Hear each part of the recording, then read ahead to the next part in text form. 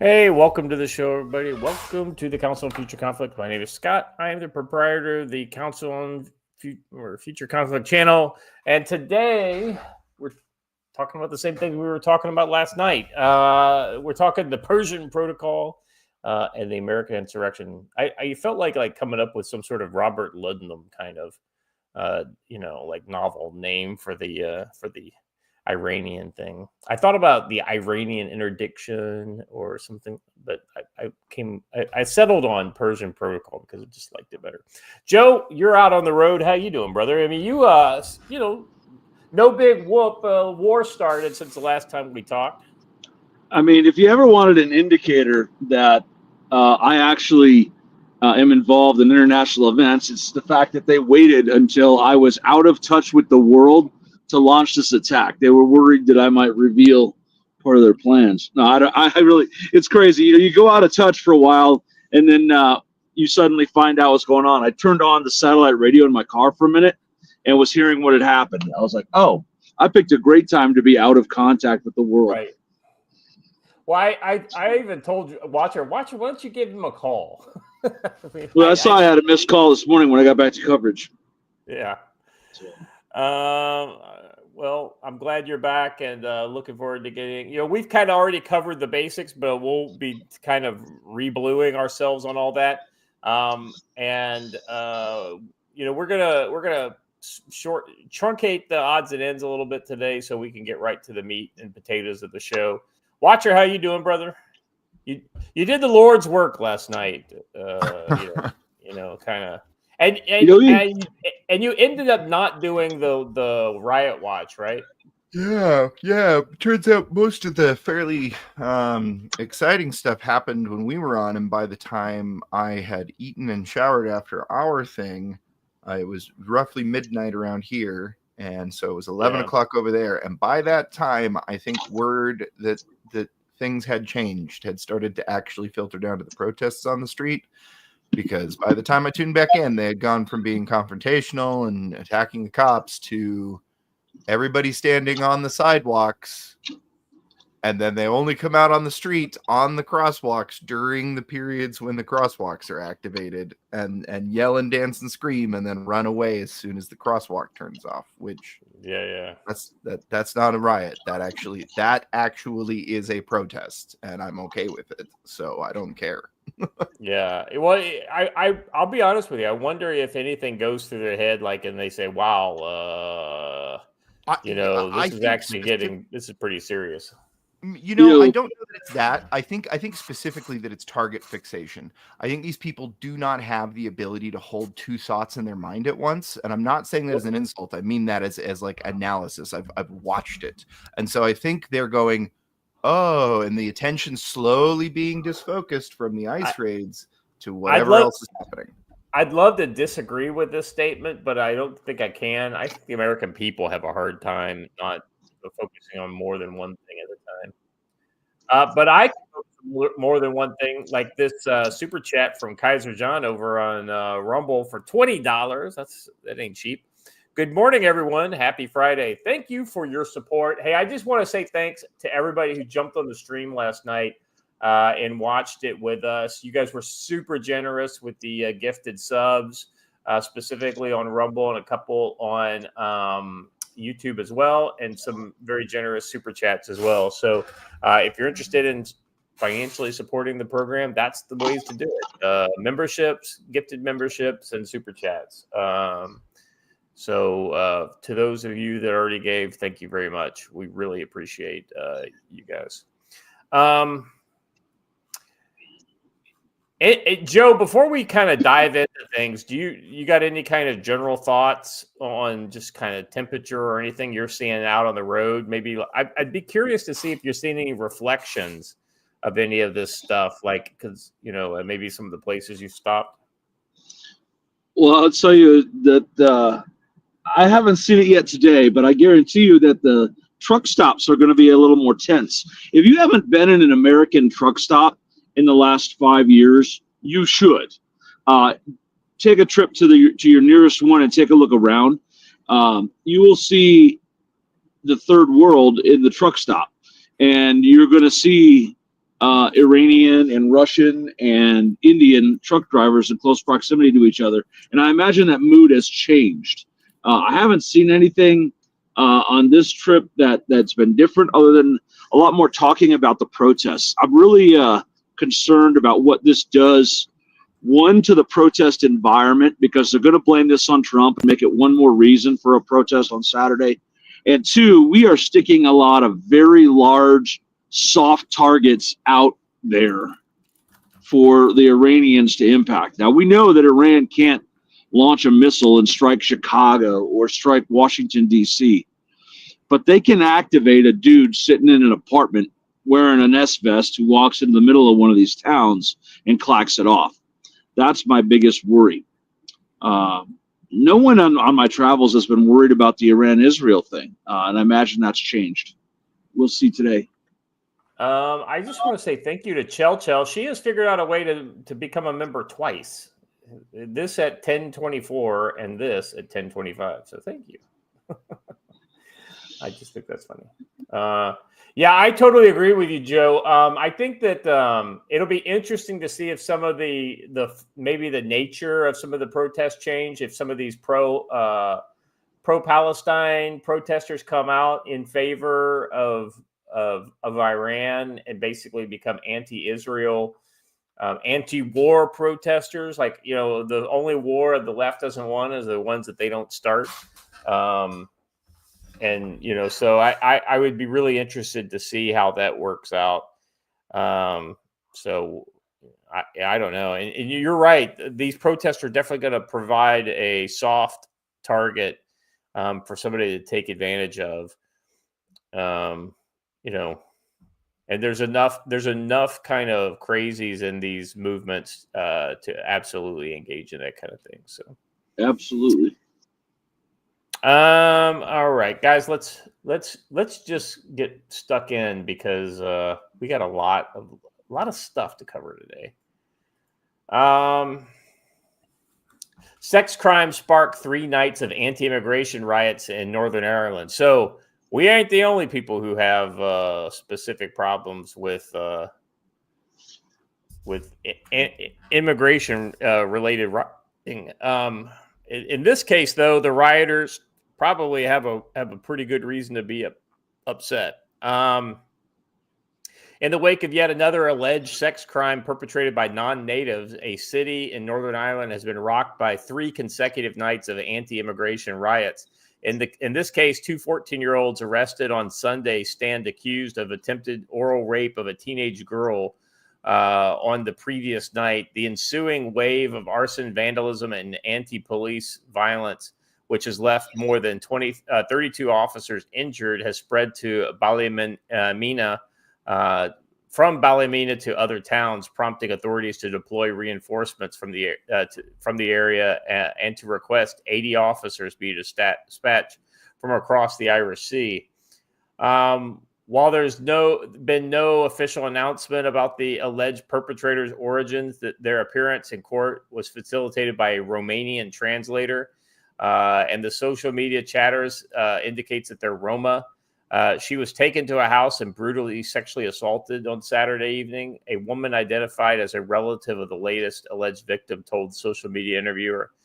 There was a mattress in the garage. According to the conversation, this was the 3rd incident in a fortnight, with at least one of the other incidents involving a teenage girl. Here we get a little... The term non-native is doing a lot of heavy lifting there, right?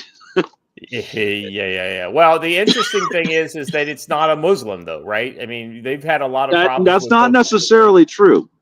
Well, that's true. True. I mean, it could be a Muslim from Romania, but this Romanian Roma thing could just be a kind of a canard. Or they're literally doing the same thing they do here with Maryland Man, and it's somebody who came from Africa straight up to Romania, and then from Romania to Ireland. Well, I suppose that's true, but they did have a Romanian interpreter, so. Yeah, I mean that they have had. Let's be honest, they've had problems with gypsies and Roma. You know, everyone on the planet has had problems with gypsies and Roma. Well, I mean, more so. I think in the English Isles, they have. So let me tell you a gypsy story. When I was a kid, like I lived in Germany, right? I was like until I was 3 years old, and my parents used to threaten to sell me to the gypsies if I wasn't if I didn't behave.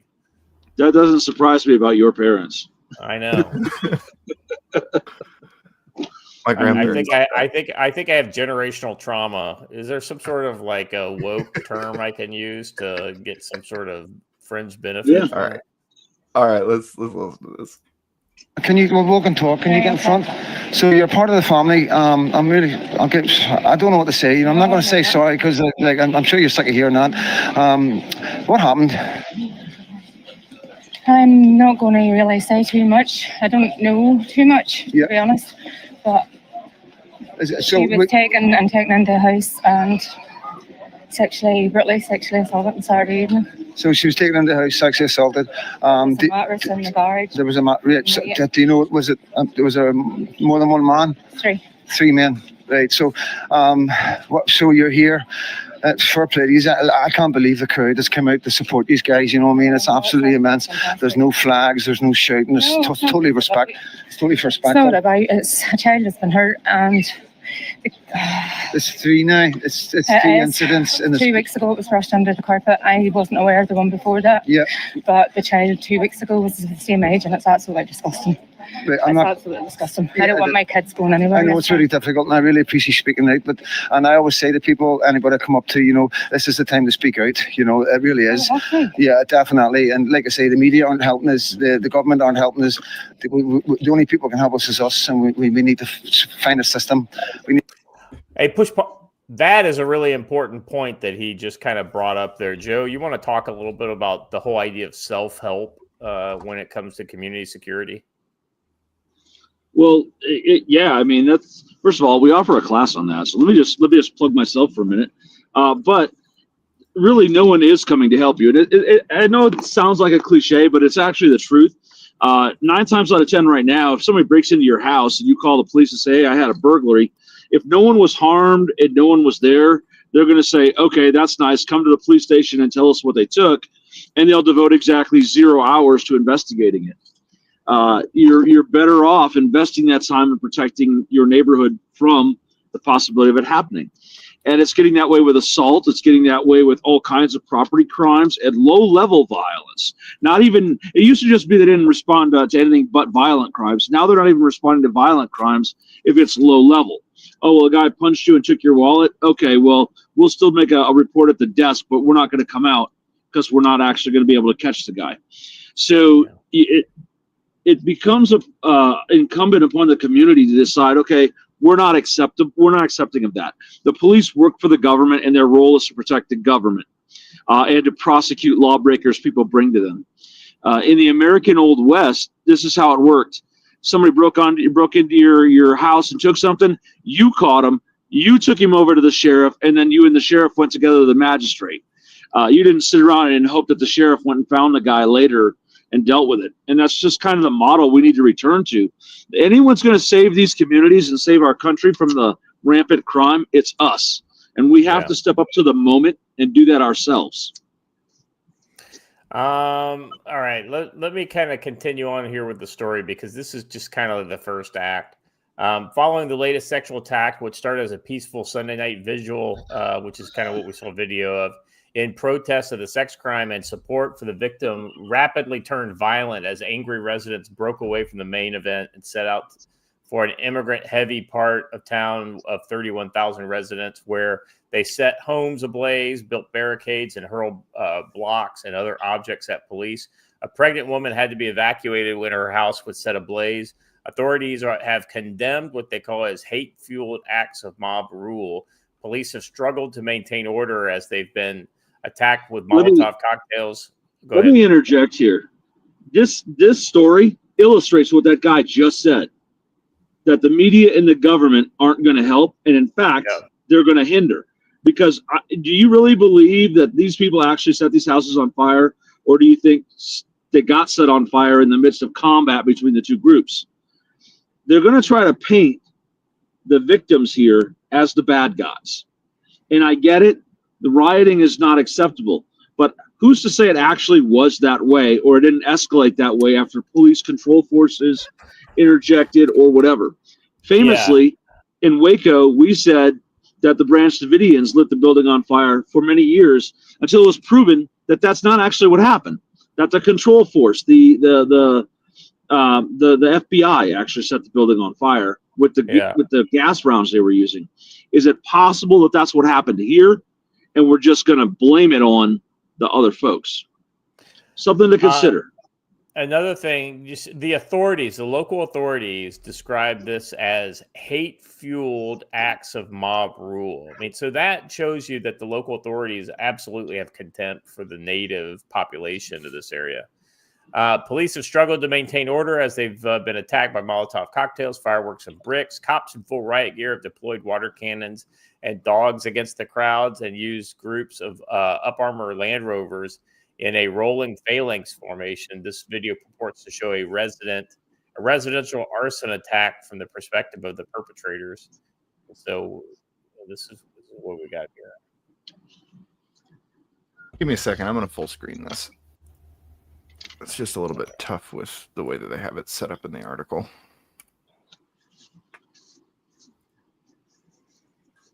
Yo, fuck that foreigners!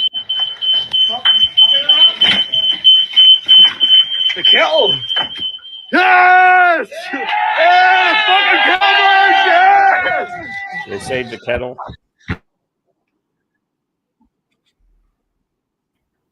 So I mean, these people are very frustrated. They've been absolutely ignored. But just Northern Ireland is under the rule of the United Kingdom, and so they're absolutely under the same laws that what we're seeing, the Muslim takeover of the UK. So I'll point out though that their video there that proves that it was the white European folks who set that thing on fire was by somebody wearing black bloc. And I mean, we've never seen people wearing black bloc do the regime's bidding to make another side look bad, have we? Oh, I know, right? Antifa pretty much will do anything you ask them to, as long as the price is right, and as long as they think that their agenda will be helped. Exactly, and it paints their opposition in a bad light. Let's see. While Ballymena is the current epicenter of the mayhem, alongside more peaceful and orderly marches, the outward active discontent is spread to other cities and towns, including Belfast, Lisburn, Coleraine, and Newton Abbey. Per the latest census, 16% of Ballymena's residents are now something other than native British or Irish, with the largest groups being Romanians, followed by Poles, Bulgarians, and Slovakians. So this is a little different than than what we had. Eastern Europe, yeah. Yeah. This is a little different than what I think most of the Muslim and African immigrants were in Ireland proper versus Northern Ireland, which is part of the UK. I'm saying that Northern Ireland is probably the last place you want to go and start messing around. I know, right? There's a let's call it a cultural. There's a lot of buried rifles there waiting to come out. I was gonna say a cultural heritage of finding out there. Well, also, look, interestingly, if I were Britain, I'd be very careful about letting shit like this go too far there. By which I mean things that piss off the Irish, because they have a culturally inbuilt ripcord if they ever decide that they're not happy with the way things are going with British rule. Yeah. Well, you got to remember, like the vast majority of people in Northern Ireland are Republican. Right. These are and I'm sure that they felt that they'd rather be a part of England. UK. Yeah. Right up until the UK started flooding them with immigrants that they hate and told them that they couldn't do anything about it, and if they protested, started throwing them in prison. I think that probably changed sentiments pretty rapidly. All right, let's move on to the next one. So I thought the SACDEF did well in his testimony to Congress. I thought there's a couple examples of that. I thought we could play it. and maybe kind of kick the can a little bit on this before we jump into the main topic of the day. This first one is Representative Sarah Jacobs, a Democrat, tries to accuse Hegseth of injecting the culture wars into the military by banning transgender people. It didn't go how she hoped. Let's listen. You would be keeping these women in. Instead, you are the one injecting culture wars into the military, and it's at the detriment of our military readiness and national security. Now, General Kane, I'd like to turn to you.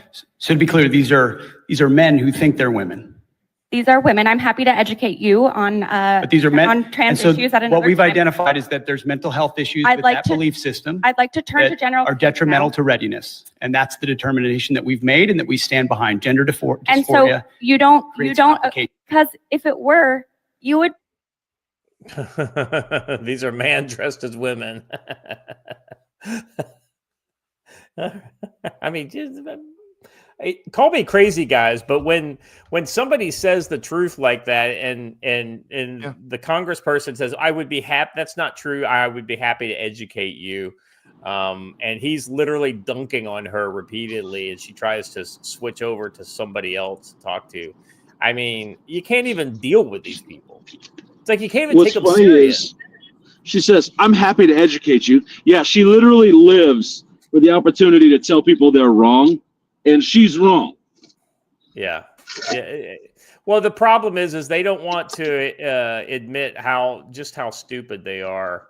Well, they also don't want to let you finish your comment, right? When they know that you're about to destroy their position, they don't want to let you finish your comment. That's why she interrupted him and said, "I'd be happy to educate you." That eliminates his ability to tell the truth. Hey, these people are crazy. The next clip is a congressperson who, or I don't know if this is Congress or Senate, but anyway, it's Congress. The Senate and the House are both inside the Congress, so we'll just say Congress. This is a congressperson basically condescending him and trying to treat him stupid. Gentleman yields back. Chair now recognizes a gentleman from Massachusetts, Mr. Moulton. Thank you, Mr. Chairman. Secretary Hegseth, I'd like to clarify a few important. Nope. I have to pause and say, I can already tell you he's a rat weasel bastard. I can tell by his voice, and I already don't like him. Details for the record. When you texted the launch time for F-18s going into combat over enemy territory facing anti-aircraft missiles on an unclassified signal chat, did that launch time come from Central Command, yes or no?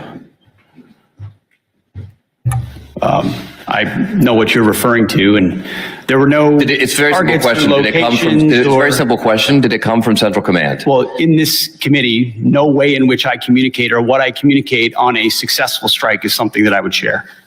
So you can't even identify the combatant command under which this operation occurred? Well, everybody knows the command. Okay, so everyone knows the Central Command. So when Central Command sent you this information, did they send it on a classified system or an unclassified system? Well, as you know, having served yourself, any way that the Secretary of Defense communicates or provides information in and of itself is classified and not to be discussed. So what was the classification marking of the launch time when it was sent to you? Because DoD regulations require information on classified systems to be marked.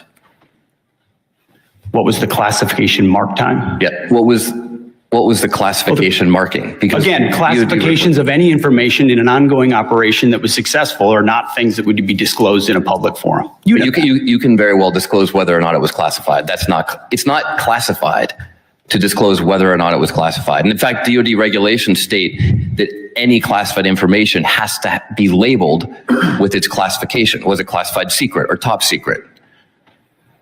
What's not classified is that it was an incredibly successful mission against the Houthis. Okay, so it was classified. So are you trying to say that the information was unclassified? I'm not trying to say anything. That's what I thought. You're not saying that. So you took classified information from Central Command that had a classification marking on it, because that's what's required by DoD regulations, and you put it on an unclassified system. So we're going to get a report in a few days from the DoD Inspector General. And if the DoD Inspector General finds what is pretty obvious, both to you smiling there in the witness seat and to all of us up here, that the information was, in fact, classified, do you plan to take any accountability for that? As I pointed out at the time, you said that accountability is back. Does that not?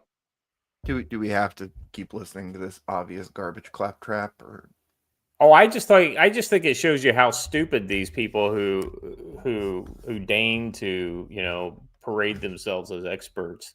I think Hexex actually does a pretty good job there. I mean, well, and they don't let him answer, right? Because they know his answer is going to devastate their position. So, like, I got to interrupt him before he can answer. Right. Because they're getting ready to talk about accountability, which is the part that I actually kind of was more interested in.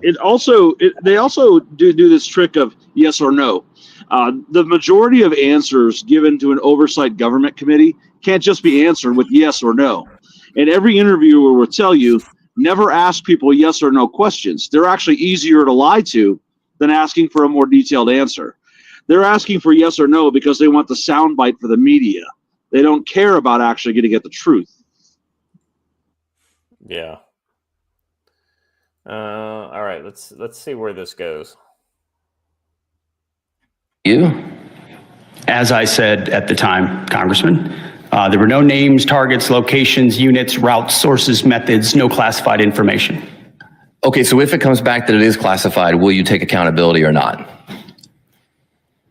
We've already established, you've already admitted that it was classified because everything you get from CENTCOM is classified. You just explained that to me. That's how you justified not answering the question. Not what I said. I didn't confirm any classification or okay, so if it is what I know is that will you take everything I share, everything I talk about, Mr. Secretary, does accountability apply to you or not? Is classified whether I talk or not. Does it apply to you or not? Does what apply to me? Accountability.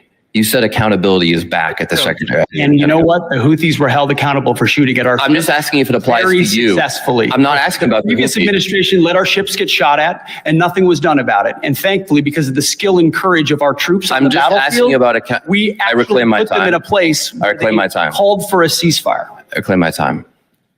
I'm just asking if accountability applies to you. It's a very simple question. We use leadership by example. Of course, unlike, I serve at the pleasure of the president like everybody else does. So it only applies to the president, not to you. He didn't just. You talked about the success of the Houthi operation. About how much money did it cost? How much money did you spend on missiles shooting at the Houthis? Well, he actually said yes when the guy asked him the question. I know. That's the frustrating thing about these morons, and I know it's tiresome to listen to people like this. I think it's so important for us to see what these people that we finally got good people in a lot of these offices, and this is the kind of bullshit they have to put up with.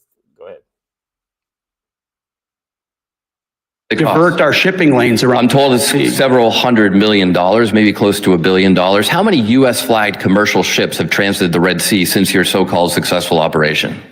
Well, thankfully, unlike the previous administration, the answer is zero. Military vessels transit. No. I didn't ask about military vessels. Which would be the precursor for how many commercial vessels? It's been several weeks. How many commercial vessels, U.S. flagged, have transited? Well, would you, Mr. Congressman, put civilian ships? The questions are not to me, Mr. Secretary. They're to you. We have responsibly put military. The answer is zero. I reclaim my time. How many generals and admirals have you fired? I don't know the exact number. But you don't know the number. It's 8. Explain why any of them were fired. Just explain why. Stop. That's it. We need to up those numbers. Those are like those legitimately numbers. Those are like I'm not numbers. Even joking. I'm not even joking. So here's the thing, though. The Secretary of Defense has no authority, zero, on where commercial vessels go or don't go. So no matter what the outcome is of the operation, Lloyd's of London and the other insurance companies have a much bigger say in whether or not American ships transit the region, right? So it's all about insurance. The reinsurers. Yeah, it's crazy. Also, we're counting every dime used in our own defense, as Pete points out in our private chat here. We're counting literally every dime we're spending in our own defense, and that's being used against us. But any money given virtuously to Ukraine is obviously a penance. We must give it.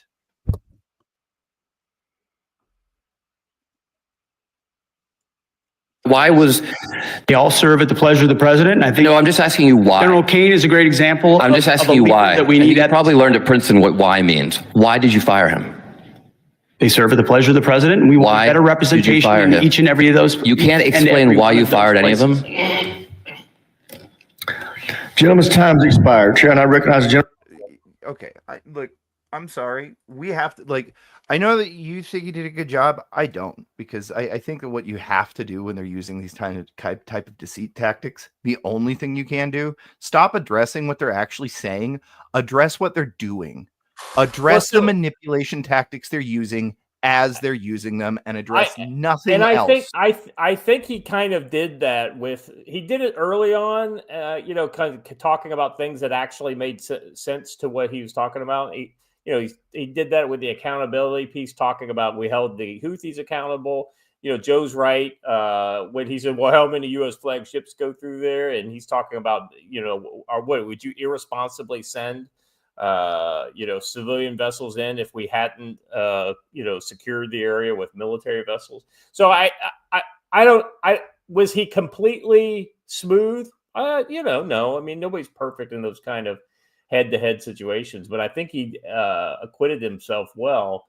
And I think it's more important to show, it's like you can't argue with stupid, right? Which is exactly what he was attempting to do in the best way possible. And, well, it's like I said, you can't argue with stupid. By the way, speaking of not stupid, Pete, how you doing, brother? Doing pretty good.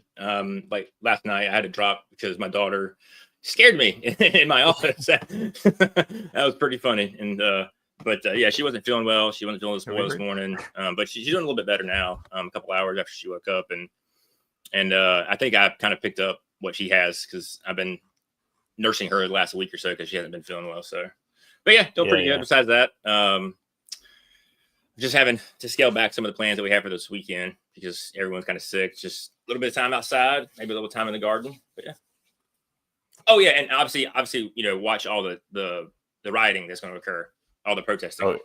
Oh my gosh! Well, we're going to be talking about that here later in the show. Joe, you want to talk a little bit about tactical dash wisdom? I mean, you're going to spread a little tactical dash wisdom today. Did we lose Joe? Or did he? No, I'm not muted. Not me. Never. Yeah, we're going to be talking a little bit. There are a lot of folks who are a little bit concerned about the direction things are headed, and that crosses many demographics. And we've got some folks who had one of their friends get robbed, so they decided that, hey, we need a little bit of help learning how to better protect ourselves. And that, my friends, is where tactical-wisdom.com can help you. We have classes, we have books. We have really cool looking t-shirts that make the enemy afraid to mess with you because you're wearing a tactical wisdom shirt. I don't know. It sounded good. I'll say it. So check it out and maybe come to a class. The beginning of community security is the ability to actually defend yourself. And we offer that through basic defensive firearms courses like we're doing today. And we also have a whole series of combatives classes, the ability to defend yourself with whatever you have at hand, whether it's your empty hands or it's ground fighting or sticks or knives, whatever you've got, we'll teach you how to use it. We will even teach you how to use a bayonet because every man should know how to use a bayonet. It's just a fact of life. And nothing is more intimidating at a civil disturbance than to see a line of control forces standing there with bayonets fixed. So we can teach you how to do that. And it's a good time. So come on out, check that stuff out. I'll be writing a couple articles this week that have been popping around in my head. I just haven't had a chance. I've been on the road. So forgive me for being a little bit lax on the website and on locals, but we'll get back to it after we get done with the class today. So check it out. If you want to become a monthly supporter, there's a lot more content over on locals. You just got to pay $5 a month for it. It's really not much. It's at tacticalwisdom.locals.com. Very good. Yeah, we were telling the people, Joe, last night about how, if you think everything's getting better because Trump's in office, I give you today to show you that is not the case. And whether the threat comes from outside the borders of the country or it comes from just down the block through domestic insurrection, a little tactical wisdom goes a long way. And while I know a lot of the folks in the chat already have your series, I bet there's a lot of people out there that don't have it, that they can use it, give it as gifts. That would make a great gift right about now for people who may not have a whole lot of tactical wisdom in their life. So yeah, buy them the first book, and that'll get them hooked on the series and get them moving.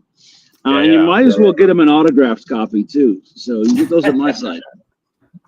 Absolutely. And if you didn't know, it puts a little more money in his pocket if you buy it through his website versus buying it from Amazon. And Amazon has plenty of money. That's right. That's right. That's what I hear, at least. I hear they're pretty rich. All right. So let me go on with our brushbeater.stores segment for today. All right. There we go. Today we're diving into the Iran-Israel war and the pro-immigration insurrection tearing through our streets. And we're proud to bring you another ad from our trusted sponsor, the Brushbeater Store, equipping you for this brave new world. Israel's bombing of Iran's nuclear sites on June 13th has Tehran vowing revenge with drones and missiles lighting up the Middle East. Meanwhile, here at home, pro-immigration riots in L.A., looting stores, torching cars over ICE raids show the U.S. as a tinderbox. From foreign wars to domestic uprising, you need gear to stay ahead. At brushbeater.store, the handheld drone detection system, battle testing Ukraine, spots enemy drones like those Iran's proxies could deploy, keeping your family safe. Spiral Bound Guerrilla Dispatch Volume 1 by NC Scout is a tactical goldmine packed with field-tested strategies for small teams facing asymmetric threats. To stay organized in chaos, their chest-rig tactical gear securely holds the magazines, radios, and tools for rapid response in urban and rural fights. Check out brushbeater.store/collection/drone detection or collection/field manuals to grab these now. Use our exclusive code CSC10 at checkout for 5% off drone detectors, manuals, chest rigs, or any other gear like night vision or training courses. Orders over $100 ship free. Visit brushbeater.store and prep for the new reality. A huge thank to Matt, owner of the store, for his relentless support. Matt, your dedication to the Council on Future Conflict and our community's resilience is unmatched. Thank you. Head to brushbeater.store, use code CSC10, and stand ready for the storm. Now, let's get back to the show. Let me point out, though, that I've got the Brushbeater drone detector right here. And last night, every time they put a drone in the air, I knew it the minute that the locals did. So it's actually pretty cool, and it's highly effective. And I use it. I do some war driving, right, where I'm just like on my long road trip, I had it on. And around Billings, there were about 7 or 8 different drones in the air at the same time.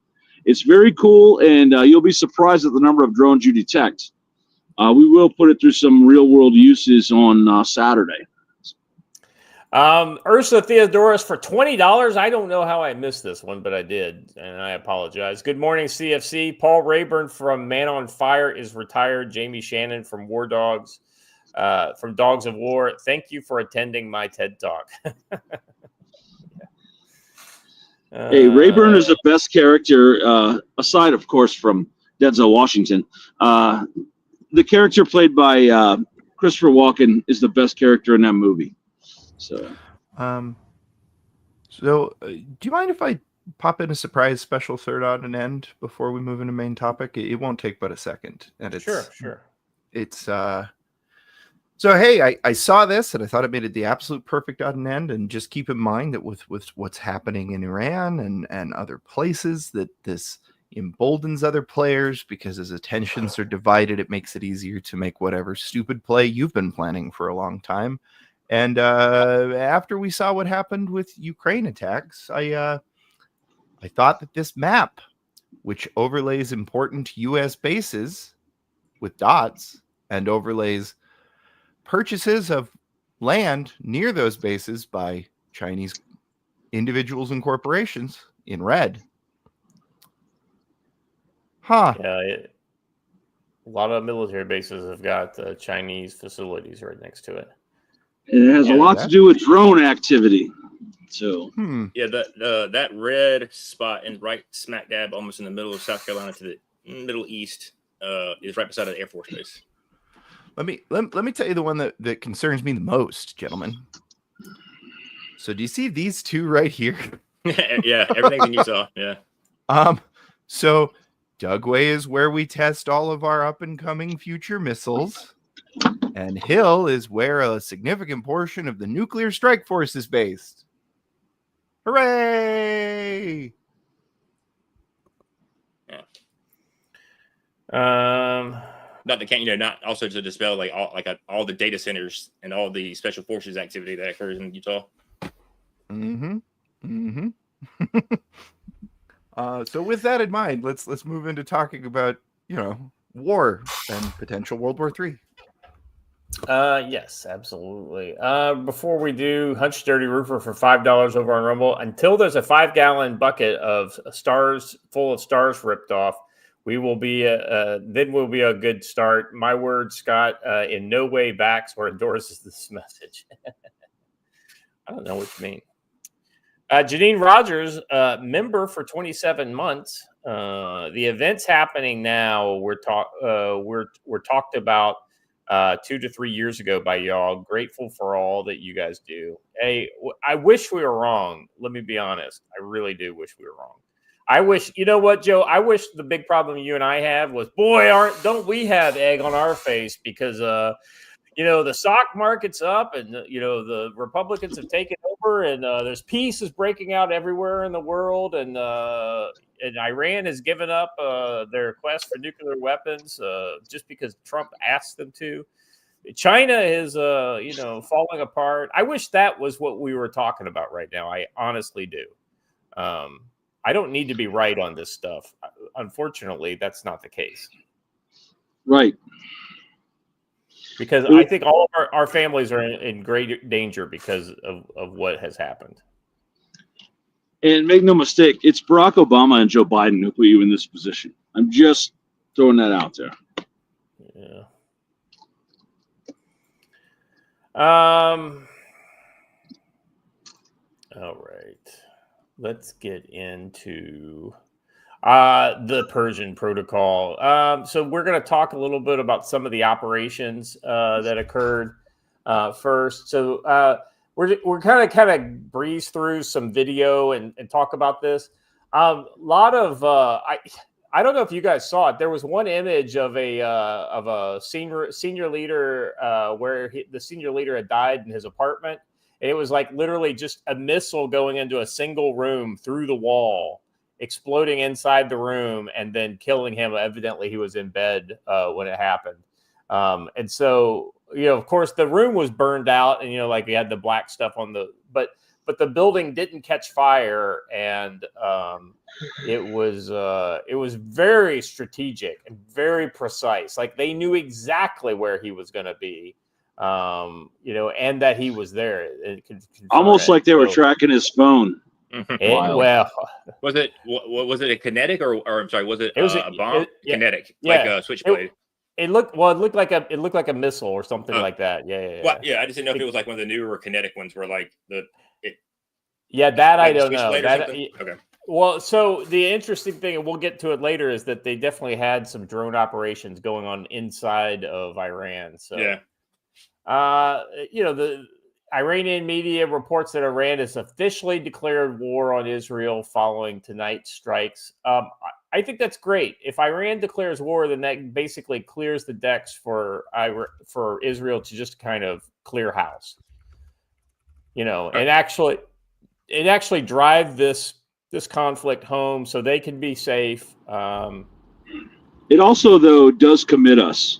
Because we have a mutual defense pact with Israel. So that does put us on the hook. Well, the interesting thing is that if this is one of those kind of wars that could probably happen without Israel or America ever putting boots on the ground. Because eventually the people in Iran are basically saying, well, this is our fucking time because there's some significant anti-regime sentiment in the younger population. They can all grab their guns and get in the streets. Oh, wait. Well, I was thinking more just take the guns from the military who doesn't want to shoot them. That has happened before. But that being said, but not in Iran. The Iranian military is perfectly okay right. with shooting Iranian citizens. Well, definitely the IRGC is, and the problem with Iran is they got plenty of IRGC, which is what we found out. We saw their leaders, and then basically they have a whole new lineup, saying, "Okay, I'm ready to step in." And then there is very much a martyr complex amongst these guys. Yeah, the problem with an organization like the IRGC is that the next guy who steps up is never going to be more moderate than the last guy, right? Right. It's made up of religious fanatics, so every guy is going to be more extreme than the last. Let's see. So the next, these are the pictures that go with.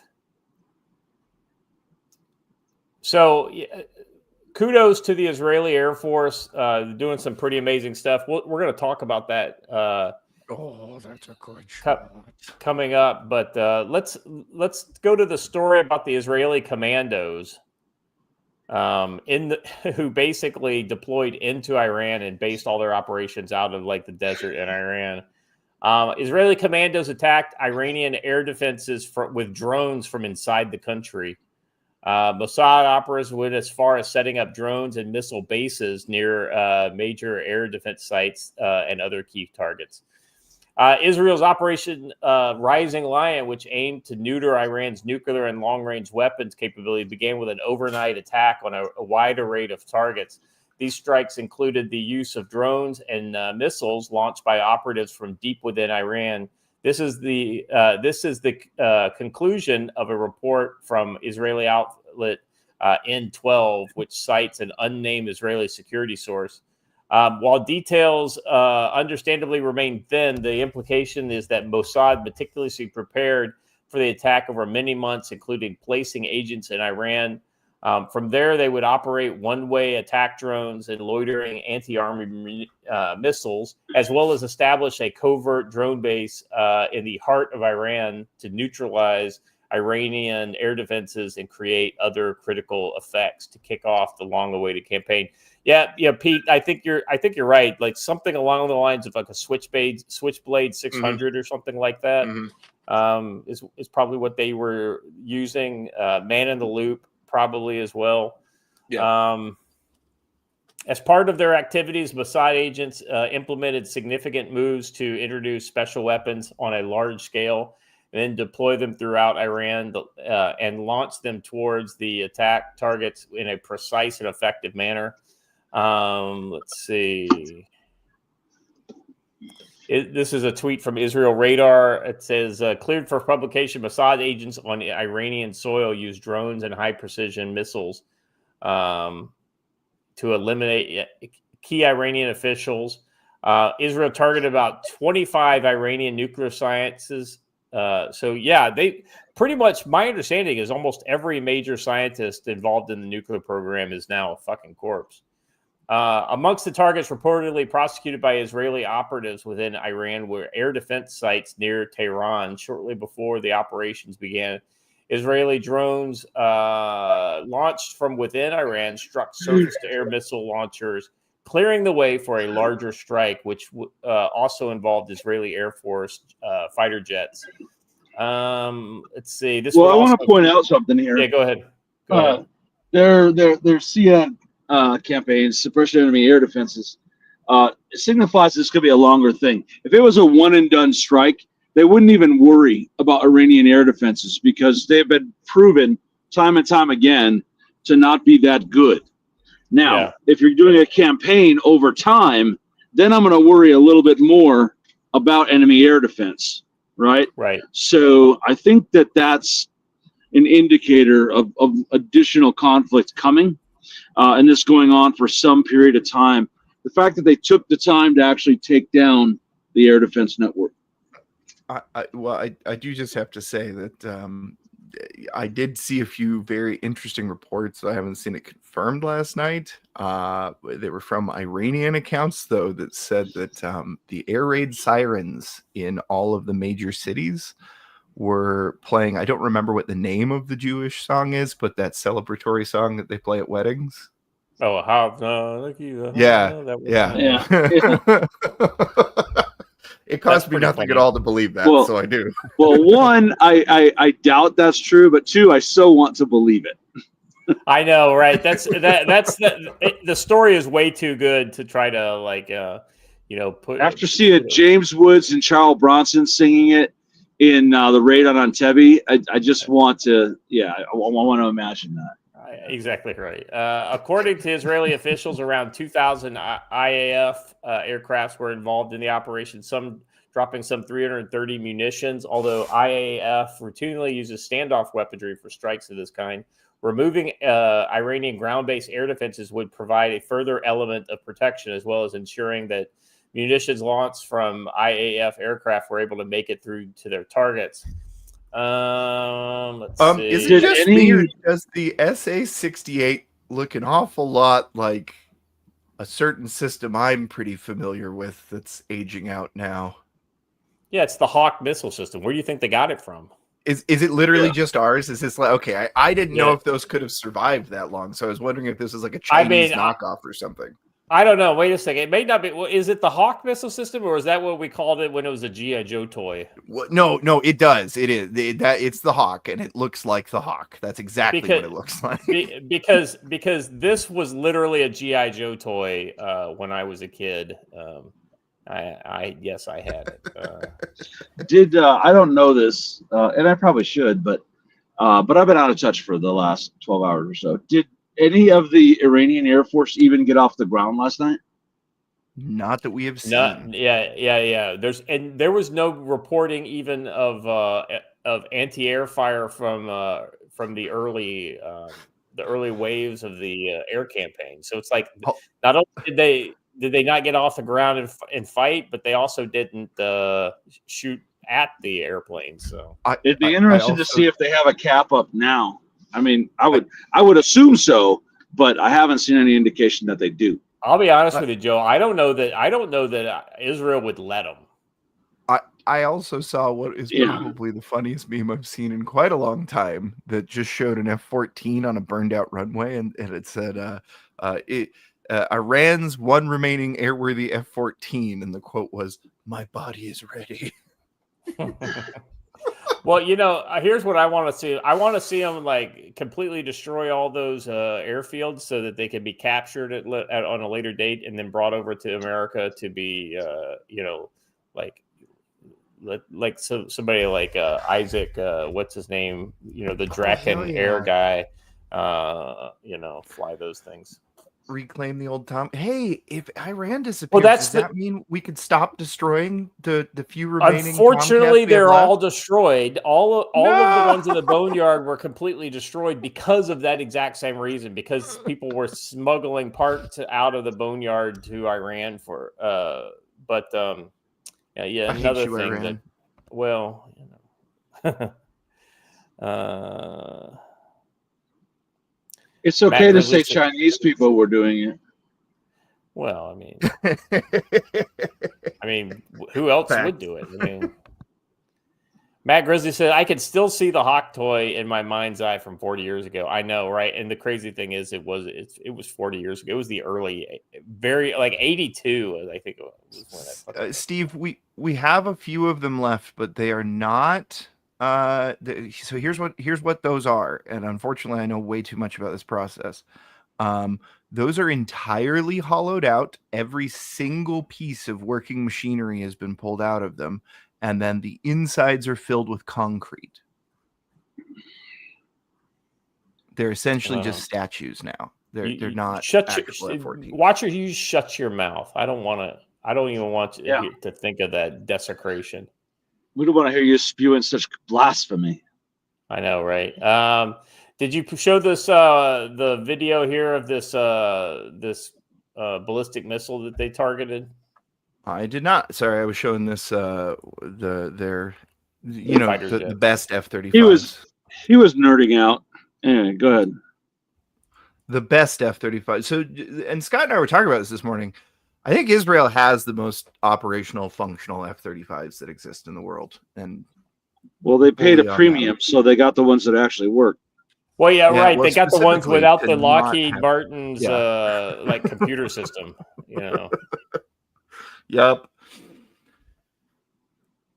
So this is a like a man in the man in the loop TV guided missile attack on a That's cool. Iranian ballistic missile. That's is that an IRBM or is that an ICBM? Well, it's probably a MRBM. So if you go to the next one and we actually get video of these guys operating, you know, do you even operate, bro? You know, and them operating out in the wilds of. So this is purportedly footage of the Israeli Mossad guys, you know, doing their thing. Now, in fairness, they do have nods, and you know. This is some sort of anti-air system. Looks like maybe a radar or something. You know, the other thing that I notice is that there's a shocking amount of asleep at the wheel maybe going on in Iran with their air defense. It's like you can't just set that shit up out in the middle of the desert and expect it to work. You got to actually man that stuff and you know and operate it. In an operation. Oh, hold on a second. Little Bob 840. Oh, good Lord. Little Bob, welcome back. His continuation of his super chat for this morning. Breaking: Lindsey Graham's ladybugs have forced the river Styx and have started to besiege the gates of hell in search of their master's reinvigorated corpse. Reports of siege towers are unconfirmed. Oh, that's pretty good. Oh, so here's this is a strike into Iran. Yeah. So this, let me continue on. This is from the Warzone story. This is, by the way, that's who we're reading from here. In an operation that was years in the work, Mossad and Israel, IDF drew up a target list of individuals associated with the Iranian nuclear program, as well as key security officials. The preemptive strike eliminated various individuals, apparently targeting at least some of them in their own homes, as well as hitting elements of Iran's nuclear infrastructure and strategic missile systems. According to Iranian state media, head of the Revolutionary Guard, Hossein Salami, the Army Chief of Staff, General Mohammad Bagheri, the commander of the Qatam Joint Forces Headquarters, General Ghulam Ali Rashid, were killed in strikes, as were 6 nuclear scientists, including Firdun Abbasi, the head of Iran's Atomic Energy Organization from 2011 to 2013. The institutional campaign was planned for a long time and required bold and sophisticated planning alongside groundbreaking thinking and strategizing. So the thing for me here, Joe, I think this is every bit as daring and bold as that Ukrainian attack we saw against the strategic bomber force of Russia, if not, and way better executed. Obviously, I mean, Israel operates at a level just shy of essentially where we operate. You know, just I'd actually say in special ops they operate at a little bit higher level than we do, because they kind of wrote the book on that along with the French. So. And I know it troubles me to say that, but yeah, it was well executed, and I am loath to compare them to the Ukrainians, because the Ukrainian attack was more luck than skill. But they did do a good job. I think that this target list has been around for a while. They just tweaked it a little bit and pulled it out, dusted it off, and updated it, like replaced Soleimani with Salami, but. Yeah, it's a shame too, because I was just going to start a pool on how long Salami had left on this planet, and he's already dead. So yeah, it's like our dumpster pools, right? Like yeah. How long is the dumpster going to last before it's up? Oh, it's on fire. Yeah. All right. Israel too appears to have previously conducted covert kinetic strikes from within Israel. Israeli officials claim the assassination. Yeah, I mean, I think this is pretty obvious what they've done in the past. Let's see. Anything else? So these are some quotes from Netanyahu. We struck the heart of Iran's nuclear enrichment program. We struck the heart of Iran's nuclear weapons program. We targeted Iran's main enrichment facility at Natanz, and we targeted Iran's leading nuclear scientists working on the Iranian bomb. We struck at the heart of their ballistic missile program, with Iran's Supreme Leader Ali Khamenei threatening severe punishment against Israel, and Iran having already launched around 100 drones, which all were shot down, by the way. More strikes launched by both sides appear likely. Netanyahu has warned that the operations could be long and difficult, and the Israeli citizens have to remain in shelters for lengthy periods of times. Gentlemen, I will turn it over to you for final comment. Again, a lot of people say maybe Iran will come to the peace table now. That would be rational thought and rational thinking, and religious extremists generally do not have that. So the Ayatollah would rather burn and flame and burn the whole place down than give up power voluntarily. So unless someone's got a way to find him and take him out, and I know the Israelis want to, and I know that the MEK wants to, but until someone does that, he's still calling the shots, and the IRGC is going to do whatever it is he wants. So I think, though, that the risk of direct military on military action is a lot lower than asymmetrical attacks, October 7th style attacks, not just in Israel. They're going to, no matter how much we did or did not actually have anything to do with this, they're going to blame this entire thing on us. So we need to be aware of that risk at public events here in America. Yeah, I think that's the big thing. When you think of ways that Iran could effectively strike back at Israel, the missiles is the one thing that it seems like they could do, but we haven't seen it yet. Maybe they're in hiding in underground kind of sites, so it's hard for them to strike, immediately. So that being said, how else can they reach out and touch their enemies? They've said that we are their enemies. We know there's probably at least 1,000 Hamas/Hezbollah/IRGC types probably within the borders of the United States. I mean, hell, all they need to do is activate 100 of those guys, and that'd be a fucking nightmare. They could literally, in two-man teams, just cause absolute fucking chaos with civilian purchased weapons and things like that. Or weapons that were smuggled in under diplomatic cover. Yeah, I mean, here's the thing. I don't know the advantage, unless you have some sort of special weapon. I don't know the advantage of sneaking in something that you theoretically could buy. Fun switches. Well, I think it would be just as easier to have some Iranian supporter with a machine shop that could just make those. You know what I mean? I don't know. Okay.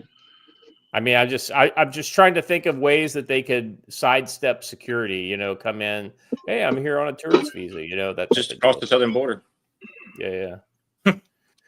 Well, I mean, we know for a fact that the Iranian and Hezbollah and Hamas related people have come across the Iranian border. I mean, the southern border. Yeah, we're still looking for some of the Afghani pilots and Afghani people who went to schools in here in the States. Oh, that's right. The ones that defected while they were, or basically or they ran off. They disappeared. Yeah, I'd forgotten about that. All right, let's move on to the next thing. Let's see. This I thought this was pretty interesting. This is the combat radius of the F-35I, which is the Israeli version of the F-35. Only have a combat radius of around 1,200 kilometers on internal fuel. They could carry while carrying heavy air and surface munitions, likely JDAMs. Israel to Tehran is 1,500 kilometers, which means that it must have been carrying external fuel tanks. Not true. They probably were getting tanker support over Iraq, is what I would guess. And there have been sightings of basically fighter jets coming up behind what appear to be civilian airliners, and that's exactly what it would look like if you're tanking over eastern Syria and western Iraq. So I would imagine that's what it is. The KC-135 is a converted civilian aircraft. I mean, that's exactly right. It's the same thing that we use as a tanker, and they have their own tankers. So I don't think that they need. Who's to say that they use their own tankers? That's right. I mean, it could absolutely have been our tankers, and then they could also be contract tankers. There are contract tankers out there that support military operations as private military companies. Don't look too closely at the Khalida Airlines planes that are sitting at Willow Run Airport in Michigan. Yeah. They might look a lot like KC-135. So. Loki LARP just gifted us 5 subscriptions over in Rumble. So it looks like those all went out to well-deserving people. So thank you for that support, brother. I appreciate you. Hunch a Dirty Roofer for $5 over on Rumble says, you guys are too pure, LOL. Iran has a huge black market because Islam says no, but porn and booze are loved by all. That's how the Israelis got things in. Yeah, well, you know, the Israelis can easily get things into Iran. I mean, they've been doing it. They've been literally doing it and making it look easy for the last 30 years. So I wouldn't be surprised if the Israelis are responsible for a lot of the, what is it? I read this book that pointed out that Jewish resistance to the Persian Empire goes back a couple thousand years. Yeah. So. Yeah. All right. I did see some reports of drop tanks that were found in the desert. That doesn't surprise me. I imagine the F-15s that were the most likely jet to probably provide the combat air patrols for this operation probably all had drop tanks on them. And they also have drop tanks on their F-16s as well. All right. U.S. and UK jets joined Israel as 100 plus drones, Iranian drones are inbound as sirens hit U.S. bases. American British fighter jets are now were actively intercepting Iranian drones alongside the IDF as air raid sirens sound at multiple U.S. military bases in Iraq. In the last few hours, Iran has launched more than 100 drones toward Israel. All the defense systems are acting to intercept the threats. The operational scale is massive. 200 plus Israeli fighter jets struck 100 targets with 330 pieces of ordnance. U.S. UK jets scrambled for interceptions. American bases under alert in Iraq. So much for Trump telling Netanyahu, you're on your own. Do you not understand how this works? It's like we have no idea if a drone that's heading towards a U.S. base is still going to fly right over the base and continue on to Israel, or if it's going to hit our base. So, I mean, you got to defend your space. Mm-hmm. But the Iranians aren't going to care. All they're going to say is British and American planes were in the air fighting us. Wait, I think I know the problem. I really do. I think most of these people commenting do not know where any of these fucking places are on a map, and they do not understand you have to fly over Iraq in order to get to Israel. That's right. That's exactly right. And where that line goes across from is literally like, I think one of our bases is literally, Al-Assad is right underneath there. Well, Tanf isn't that far off either. Yeah. In Syria. Erbil's up north. Atanaf is actually right there underneath that line. It's a little further down the Jordanian border, but yeah, it's all right. Let's see what else. So as far as like looking at what this is let's see, get that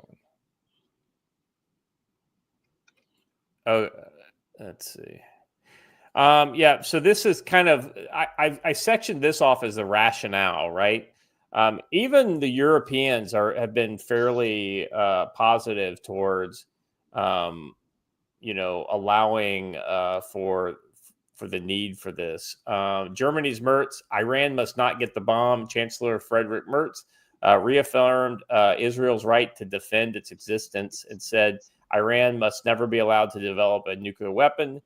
He said he was briefed by Netanyahu on the operation's goals and later convened Germany's security cabinet. Berlin will increase protection of Jewish and Israeli sites and coordinate closely with the U.S., UK, and France. The irony is that I can't imagine France is super happy about this, though. It's interesting to see that Germany. I guess it's not that interesting. It doesn't surprise me that a liberal German government comes out to immediately support Israel, no matter what they do. But Germany is always going to be seen as supporting Israel anymore because they don't, they're stained by history, right? They can't criticize Israel in any way, shape, or form. So, now that's a good point. Pete, you want to talk a little bit about just kind of like, because Germany actually was critical of the Gaza, war, but they clearly see this as different. Yeah, and I think that's really based off the verbiage that Netanyahu and the Israeli government and the Israeli people use when they talk about Iran, and also the verbiage that Iran uses when it talks about Israel. And that's going to kind of influence, how Germany reacts, because it's very much they use the imagery and the verbiage of the Holocaust and Nazism and so forth, and so I think that drives I just think that kind of drives something a little bit different within the German government. Yeah. Watcher, I'm sharing a final tweet I want to share as part of this. Sure. While you're pulling that up, I want to address something from the chat. It's the same thing, though, letting the Israelis fly over to attack, but shooting down retaliate. No, it's not, because we're not. We're allied with Israel. We have communications with them. When they send stuff over our base, they communicate with us about it, and we know they're not going to shoot us down because we're allied with them. Do you know what they're not? And they told us, "Hey, we're not shooting at you," right? And do you know what Iran told us immediately afterwards? We believe the U.S. is part of this, and we're going to attack the U.S. and U.S. bases. You know what Iran does on the regular? Attack U.S. bases. So you know what you can't just do? Let drones fly over U.S. bases. Thank you for coming to my TED Talk. Yeah. This last one I want to share. Jews! Talk about them Jews. So there's this weird kind of thing that's popped up in conservative circles in the last, maybe 2 years, or I don't know. Anyway, this is Candace Owens, and we know she's been under the influence of Muslims and whatnot, because she's gotten close to like Andrew Tate and all that. The most predictable war plausibly ever. Okay, if it's predictable, then none of the things that you say later need to even be addressed, because everybody knew this was going to happen. I'm so sick of Israel and those who pretend its actions are normal or even remotely justifiable. This country has a bloodlust like no other. Have an issue with this tweet? I literally do not care. Think defending Israel's demonic actions is going to guarantee you a spot in heaven? Double your indulgences and sign your offsprings up to die for Netanyahu. Leave the rest of us the hell alone. Okay, so you guys know that I am not the kind of person who gets involved. Who I don't want to see America get involved in any foreign wars. I honestly don't think that we should. Now, that being said, I know that America has national interest. And, Joe, many times we said, now this is one of those times when America actually should be doing something, i.e. like when we started, hammering the Houthis. Because they're impeding international shipping lanes. This is actually what the U.S. military could be used for. Same with the attention that America started to give to problems in the Western Hemisphere. That's our area of interest, right? Like, we should literally be strong in our area of interest. Well, guess what? Iran, a country that is 2 countries removed from Israel, has essentially an existential threat to Israel since the beginning of the revolution in 78, 79. And they've declared that the destruction of Israel is a national priority for the Iranian government. So, does Israel have a reason to defend itself like this? Yeah. I think the answer is yes. Yeah. I have some insight into this particular clique and the turn that they made and when that turn happened. Although it's not like I'm the one who chased this information down. There's a lot of other people who've been screaming this for about a year now. But hey, when these guys decided to break off from the other networks that they were associated with, they wanted to make a new show and they needed money. And do you know who it's turned? I'm not saying Candace Owens specifically, but a lot of other people in her clique. Do you know where that money ended up coming from? Where's that? Qatar. Yeah. Oh my God. Yeah. Qatar is quite possible. Yeah. They are an instigator. Well, yeah. Go ahead, Joe. They've also made a destruction of the United States part of their national priority. They founded their entire country on the taking over of a U.S. embassy. So it is in the long run in our best interest to deal with this problem now on our terms and on Israel's terms, rather than when forced on Iran's terms. The first indication the world would get that Iran got a nuclear weapon would be a mushroom cloud over Tel Aviv. And then the second indicator would be a mushroom cloud over New York City. So yes, this needed to be done. Sure, I don't like foreign entanglements, but sometimes the principles demand it. This also puts an end to the Houthi peace agreement. I bet we're going to see some more shipping attacks come after this and whatever. And this next part I'm going to say is in good nature because y'all know that I love Watcher. He's one of my children now. But Watcher, your views are colored because you're a mountain Jew, bro.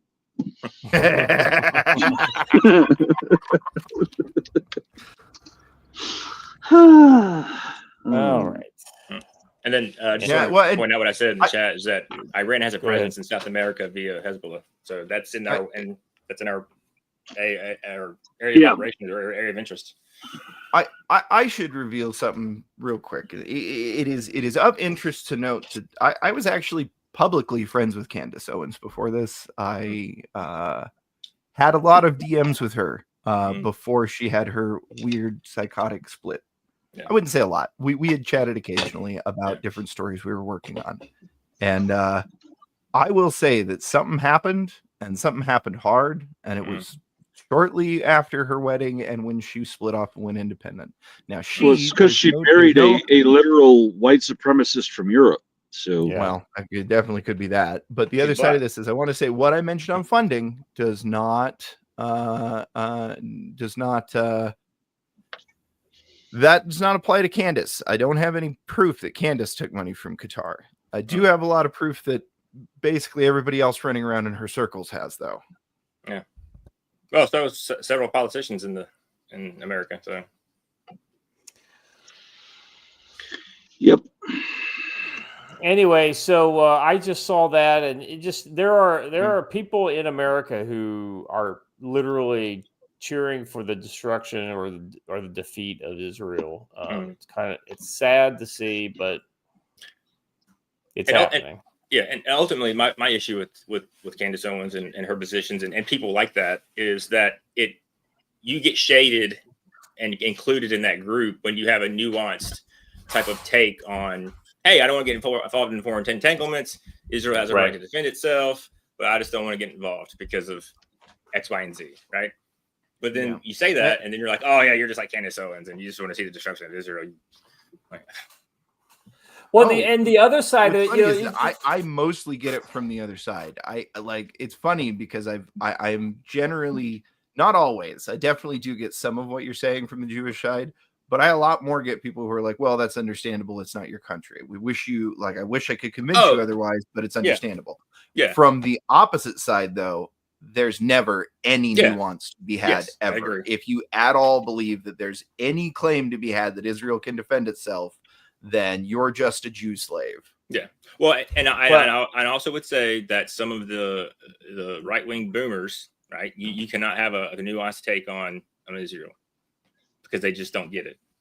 Yeah. Well, so here's the other thing. I mean, you know, we're used to taking the slings and arrows for this with the Ukraine-Russia deal, right? It's like, you know, because we have nuanced views on, hey, should Russia do this? No, they shouldn't do this. That being said, I understand why Russia did this. Yeah. Right. And so saying that is to a NAFO bro is like basically saying, you know, like Ukraine deserves to die, right? Oh yeah, I love Putin.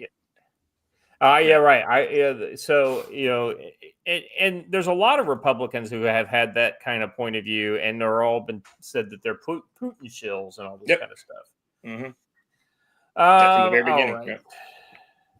So we're going to switch over to the American Insurrection. So we're going to do a little catch up with some of this stuff. There's been a couple good clips that I want to make sure that we just kind of salivate and revel over. You know, I'm sure we've all seen some of these, but I think it's important just to kind of, let's just wallow in it, shall we? This next one is a great example. Yeah, I just want to say this one, and I would have done it if we wouldn't just get eaten by copyright, but I just want you to self-insert the beginning to X gonna give it to you. Yeah. Oh, yeah. Ooh, good rap. Duck the head. Yep, there we go. That's you couldn't ask for an NFL. You know, the bonus to that was that something that I teach in my ground fighting classes, that when you attach yourself to somebody else's body, what you do to your body, you do to theirs. So when he lifted his own feet off the ground, it lifted the other guy off the ground. So kicking his legs up was absolutely drove power into that. It was beautiful. That boy was a linebacker. I'm telling you right now. I was gonna say, definitely a defensive. So linebacker. Yeah. When you're shooting in like that for a double leg takedown, you must take the advice from the great warrior poet Flo Rida, and you have to get low, get low, get low. And this guy did it. Okay, so this is I thought this was great. It's good whoa, to see. Hold up. Apparently, we missed something in that previous scene. Oh, I've watched it a bunch of times, and I'm being told instead of laughing, we need to actually watch right here because a gun flies out. Oh my God! Wait, is that a gun? Which way did that come from? Yeah, let's watch that again. I see. Okay. Oh yeah. Yep, it came flying out of his waistband. Yeah, it's a pistol. Woo. And look at him. He's like, "Oh, my gun! I got to grab that!" And the cops are pouncing on him because the cops all saw it come out. Yeah, that's a good catch. So I thought this certainly was a gun. CW. Now this next one is another good takedown. Little bit of a rope-a-dope type of scenario here. You know, like. Oh, we're just moving around, shopping carts and stuff. Don't mind us.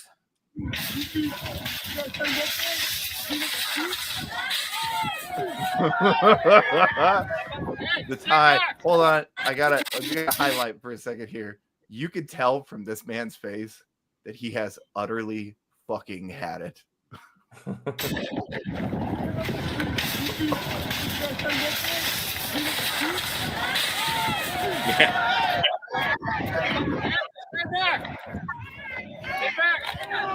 And that guy was probably like, "Oh, those cops are being chill, so I don't have to worry about them." Yeah, and from the takedown standpoint, as soon as he hit the ground, you saw him throw his legs out to both sides, getting a wide base. That dude had no chance to get back up.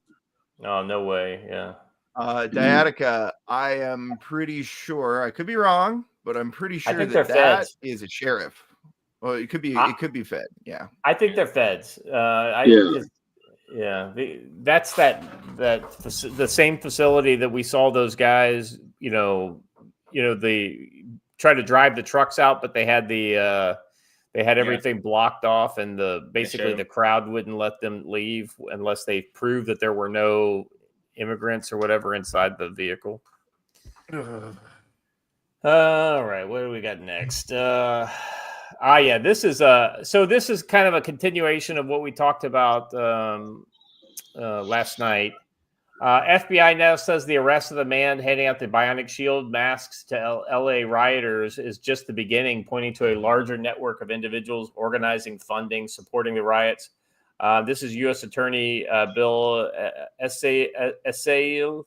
Called the riots highly orchestrated and coordinated, vowing to uncover the source behind it all. He says this arrest is the first major step in unraveling the operation. So let's listen to it. Today we executed a search warrant on the individual who was seen earlier this week distributing face shields to suspected rioters down in Los Angeles. We have made it a huge priority to try to identify, locate, and arrest those who are involved in organizing, supporting, funding, or facilitating these riots that they're going on. It appears they're well orchestrated and coordinated and well funded. So we want to understand who these people are and where this organization is coming from. And today was one of those first arrests, the key arrests that we did. Today Did they execute any search warrants on the 7th floor of the Hoover Building? Anyway, Watcher and I that night that happened, we identified 3 different trucks at least that were driving around with those masks in the back. Yeah, did you catch the Rivian yet? Yeah, right. There's a Rivian moving around. There's a couple other trucks. Well, Joe, what I thought was interesting is that guy specifically that they arrested was related to the Brown Berets or whatever. And Brown Berets. Yeah, the Chicano, basically, power group, kind of taking the. It was the armed wing of La Raza. Yeah, in the same way they based on the Black Panthers, and being the armed wing of the NAACP, right? And they went the same thing with the berets and choosing a color and all that kind of stuff. So, everyone thought they had kind of gone away, but they are clearly still out there. So,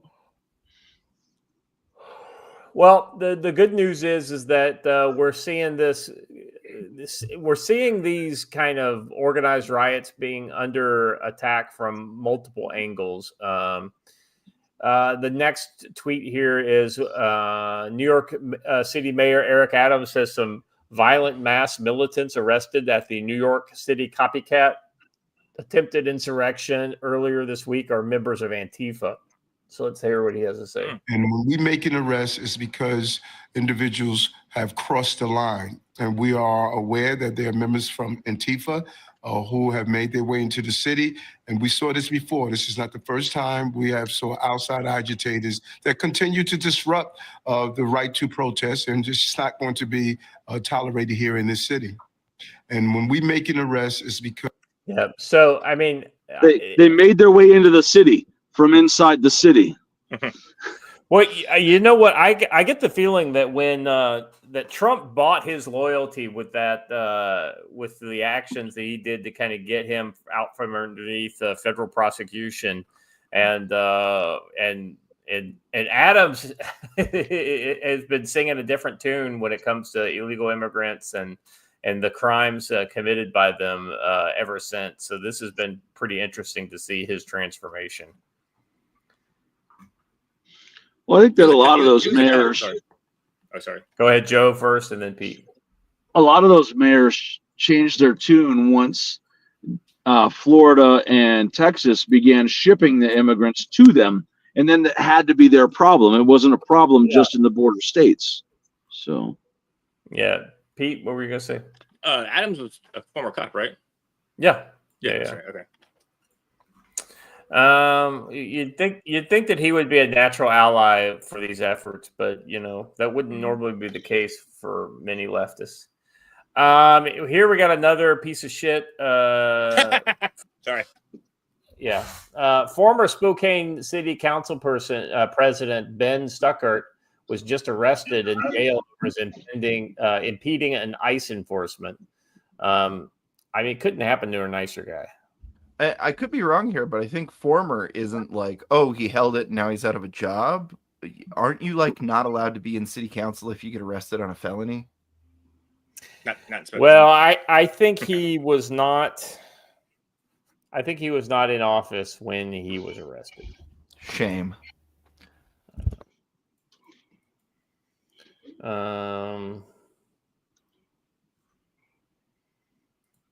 Let's see. Let's move on to kind of some of the aftermath that we're seeing. So the cool thing about these riots have really got the attention of people who are starting to dig deeper into this.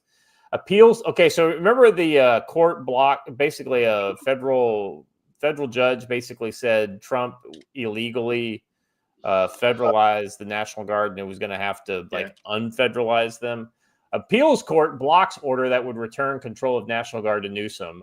Update just hours after Clinton appointed activist judge Charles Breyer ordered the Trump to relinquish control of California National Guard troops to Governor Gavin Newsom, who sued to block Trump's deployment earlier this week. A federal appeals court preserved Donald Trump's ability to deploy the National Guard to Los Angeles, blocking for at least 2 days a judge order that found the call-up illegal and unconstitutional. The 3-judge panel of the Ninth Circuit of Appeals blocked the. Oh, that's interesting that it's the Ninth Circuit of Appeals that blocked the judge order. Yeah, it is.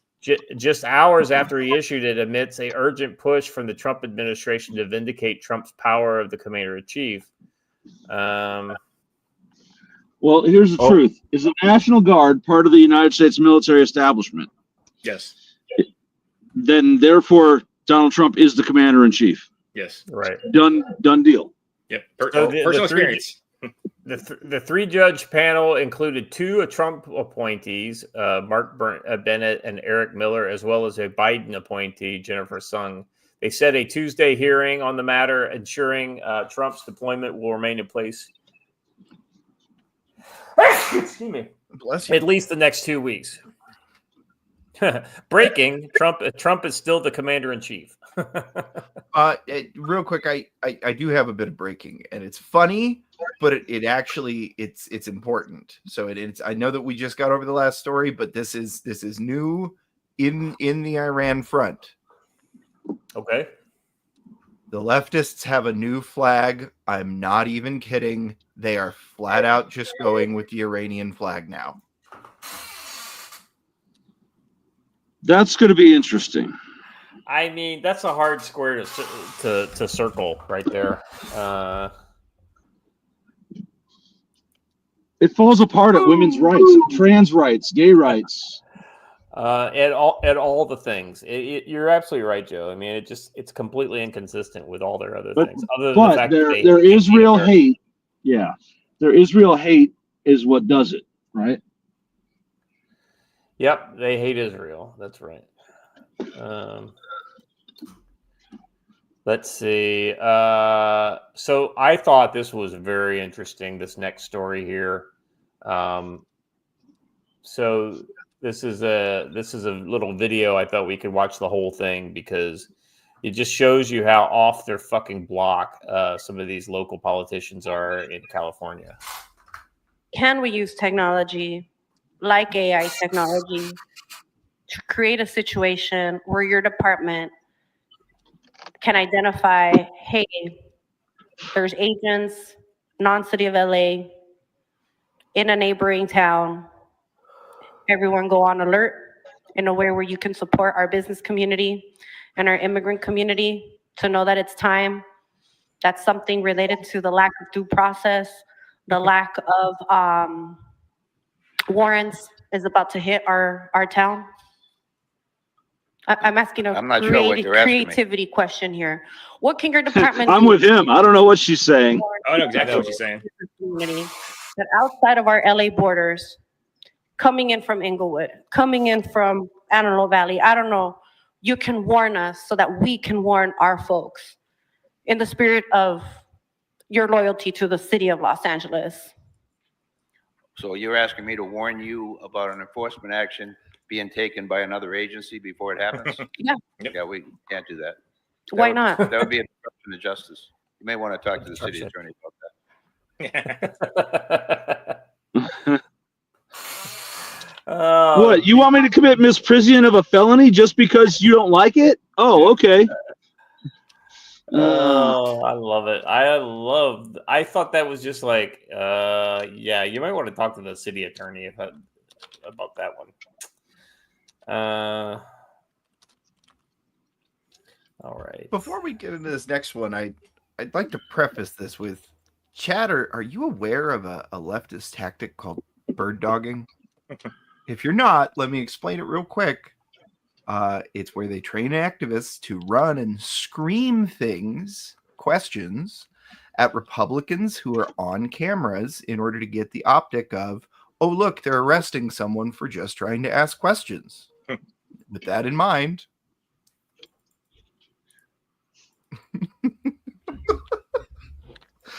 Senator Padilla. Yeah.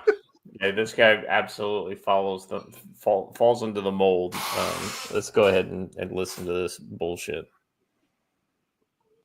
And I just couldn't accept the rhetoric anymore. So I had the audacity to try to ask a question.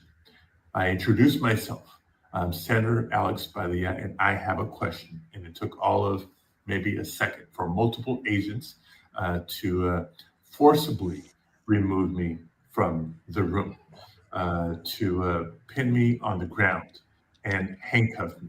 And I just couldn't accept the rhetoric anymore. Okay, but let's say but the videotape shows what really happened. Yeah.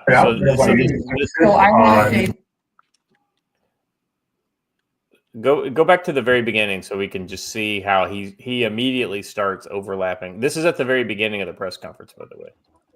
To insert into the city. So I want to say thank you to every single person that has been able to do this. Hands up. Also, I want to talk I'm Senator Alex Padilla. I have questions for the secretary because the fact of the matter is a half a dozen violent criminals that you're rotating on your. All right, so he knew this was going to happen. What happened here is as he began to approach, the first agent just politely pushed him back. Hey, get out of the way, right? And then he pushed that agent. That's on him. If you attempt to approach any protected party, the detail's going to push you back as option one, right? If you then push back against them, it's going to get ugly. I'm sorry, I have zero sympathy for him here. I had not seen this clip before today. So, Joe, I'm sorry, go ahead, Scott. I was just going to say, one of the things to note is that he was completely not wearing his congressional pin that would have given him a little grace on this whole thing. And so, I mean, he clearly was manufacturing this event. And I'll be honest with you, I think it just went a little further than what he expected, maybe. He thought there might just be some verbal fireworks, but ultimately they definitely gave him what he wanted. Well, and here's the thing. He's claiming he had some right and all stuff. He was not in the Senate building. He was over in their building. So that does change the dynamic a little bit because he's thinking he should be recognized everywhere he goes. That's not, there's 500 and something members of Congress. They can't memorize what every one of them looks like. Go ahead. I'm sorry. This is in California, in this federal building where she was holding this press conference, and he just happened to be in a separate event down the way, and he heard about her speaking and went down there to confront her. So he knew what he was doing. What his body language to me and the way that this went down screams is that he got coached up on how to do this like an hour or two before this happened and has never done bird dogging before and went a little enthusiastic, which would make sense if you look at his political career. He's a jumped up state senator, I believe, who, when somebody passed away or retired or whatever they do, got pushed into the role by Newsom himself. Yeah. All right. Do we have more on him, or is that pretty much it there? Yeah. I think that's it. This next one is interesting. Anna Paulina is definitely known for her, her pretty face, controversial kind of takes. I like all of her stances. I'm not a big fan of the grandstanding way she does some Anna of this stuff. Meyerhofer. Even her name is grandstanding. Her last name is Meyerhofer. Yeah. Well, I mean, it doesn't surprise me. The president of Mexico, Yeah.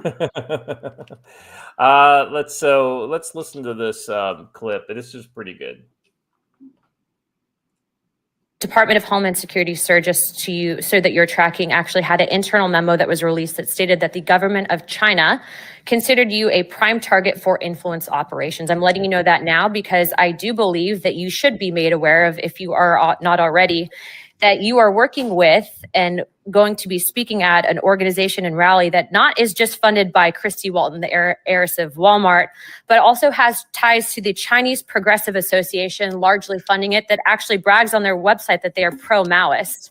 Also, too, funded by the National Endowment for Democracy. I know there's a lot of people on this committee that don't like billionaires interfering in politics, but say nothing when George Soros gets over $260 million from USAID through the last administration that's then funneled into some of these nonprofits and organizations. So I guess my question for you guys is, now that I've made you aware that these riots are not about illegals and they're not about immigrants, if they did, they would have been protesting under Barack Obama, who's also dubbed the deporter-in-chief. And frankly, I think many of you would say that Barack Obama was a good president. Are you going to say that Barack Obama wasn't a good president? Yes or no, Governor Waltz? Do you think he was a good president? Do I think Barack Obama was correct? President? I think he did a good job. Okay, how about you, Governor Pritzker? I think he did a good job. Hochul? Hochul and did a good job. Okay, next, Perryman. I think President Obama did a good job. So then you would understand that Barack Obama had the very same policies for the most part on immigration that Republicans are parroting today. And yet you guys are sitting here saying that we're Gestapo. And what I would tell you is that what happens with open borders is that the real people that are coming here, the ones that are exploited, actually it hurts people on both sides, not just Americans, but the illegals. Some of you had said here to the actual committee that you are doing what you can to assist these people. But what I would say is that your policies aren't actually done from a place of understanding and sympathy. I would say that it's actually doing the exact opposite. And when you use brown people, just like they use black people with BLM and Marxists during BLM to usher that in, when you use brown people and you put Mexican flags with them saying that you stand up for illegal immigrants, but you follow the money and it's going back to the Communist Party, what you're essentially doing is using your platform as elected officials, the trust that the American people have put in you, essentially to usher in communism. You're not actually fighting for American values. Don't roll your eyes because it's a serious topic and that's where the money's coming from. So now I'm informing you, so now you guys can make your decisions, but please be informed, sir, Mr. Walls, that if you truly do uphold the American ideologies and perspectives on the Constitution, you should not be speaking at that rally. I've given you the correct information, and as of right now, I've authorized a letter to be sent to my office to the President of the United States to rescind millions of dollars in funding that we know are going to the No Kings protests that were authorized and basically given under the last administration. That is what Congress is supposed to do, not point fingers, not blame people, but actually ensure that the American people are protected and not fighting for foreign interests, foreign governments, and also the communist. Will the gentlelady yield for? Can I clap? I know, and she wasn't reading. Daisy Girl pointed this out, and she was absolutely right. She's not reading either. She's looking him dead in the eye. She was Vladimir Putin in it, right? I gotta say that, I mean, maybe I'm not paying attention to her that much because I only see her when she does the more kind of outlandish stuff that she does, which I don't disagree with. I just don't like the style. It's just not my thing, right? She clearly nails this issue, right? This is money that is being funneled through the U.S. government, through USAID, from the CCP, from other external donors, and it's going right into the hands of the people who are ready to just disrupt our country. And she just revealed that the No Kings protest is funded by the former administration. Right. Huh. Interesting. Anyway, so yeah, I thought that was great. There's a little more stuff on her, and I just want to make sure we kind of I saw a lot of stuff on her actually relating to this, and I just want to make sure we kind of get the. Oh, you found her OnlyFans, did you? No, I'm just kidding. She doesn't really have an OnlyFans. 10 links. Ask me how I know about the videos pausing. It's like me being tagged in all the things about Nancy Mace.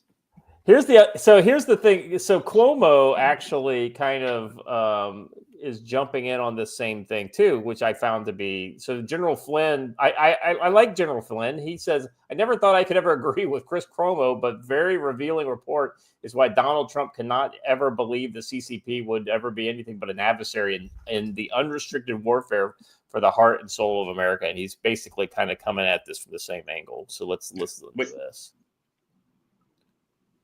These protests are fed by dark sources with a desire for our destruction. One of the main players in organizing and funding the Los Angeles protests is a group called CHIRLA, CHIRLA, acronym, Coalition for Humane Immigration Rights. They have received millions in government grants and state grants, but now reports are showing that there may be a foreign link, specifically from China, funding and organizing these protests. The pro-Chinese far-left Party for Socialism and Liberation, they're known as the PSL. They are working with CHIRLA, helping fund the protests in Los Angeles and maybe elsewhere. Remember, all the parties in China are controlled by the CCP. So this is China. And the party is pushing to destroy capitalism and the West. This is its agenda. This is what China wants. They even have a term for the effort. It's called the smokeless war, where they have this theory of how they'll destroy the West without actually taking to the battlefield. That's what they did during the anti-Israel campus protests. The PSL worked hand in glove with anti-Zionist student groups and helped organize and fund the Columbia campus encampments. Now it gets scarier.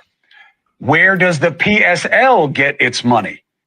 Enter Shanghai-based socialist billionaire Neville Singham. 2017, he sold his tech company for about $1 billion. Reports show the same year he started funding far-left groups like the PSL to the tune of millions. Singham is not America's friend. He has deep business ties to the CCP, but also has strong ideological ties to communism, period. People who worked for him says he's an admirer of Mao, Che Guevara, Hugo Chavez, not friends of American culture.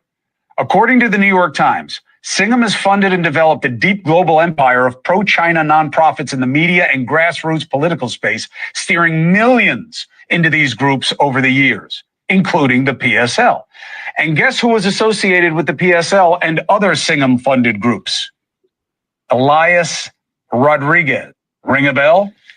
This scumbag, the 30-year-old Chicago man who murdered 2 Israeli staffers in cold blood last month to make a political. So when did Cuomo start sounding like Glenn Beck from 2008? When the race to be the first sane person, like to like win the basically after the last election, the Democrats collectively realized that there is somewhat of a spot on the left to be the sane person who talks to the left in a sane way, and the race to be that person began. Yeah, I swear to God, Diatica, I did not see your post before I said that. Yeah, but he's not wrong on any of those. And we've been talking about the PSL forever.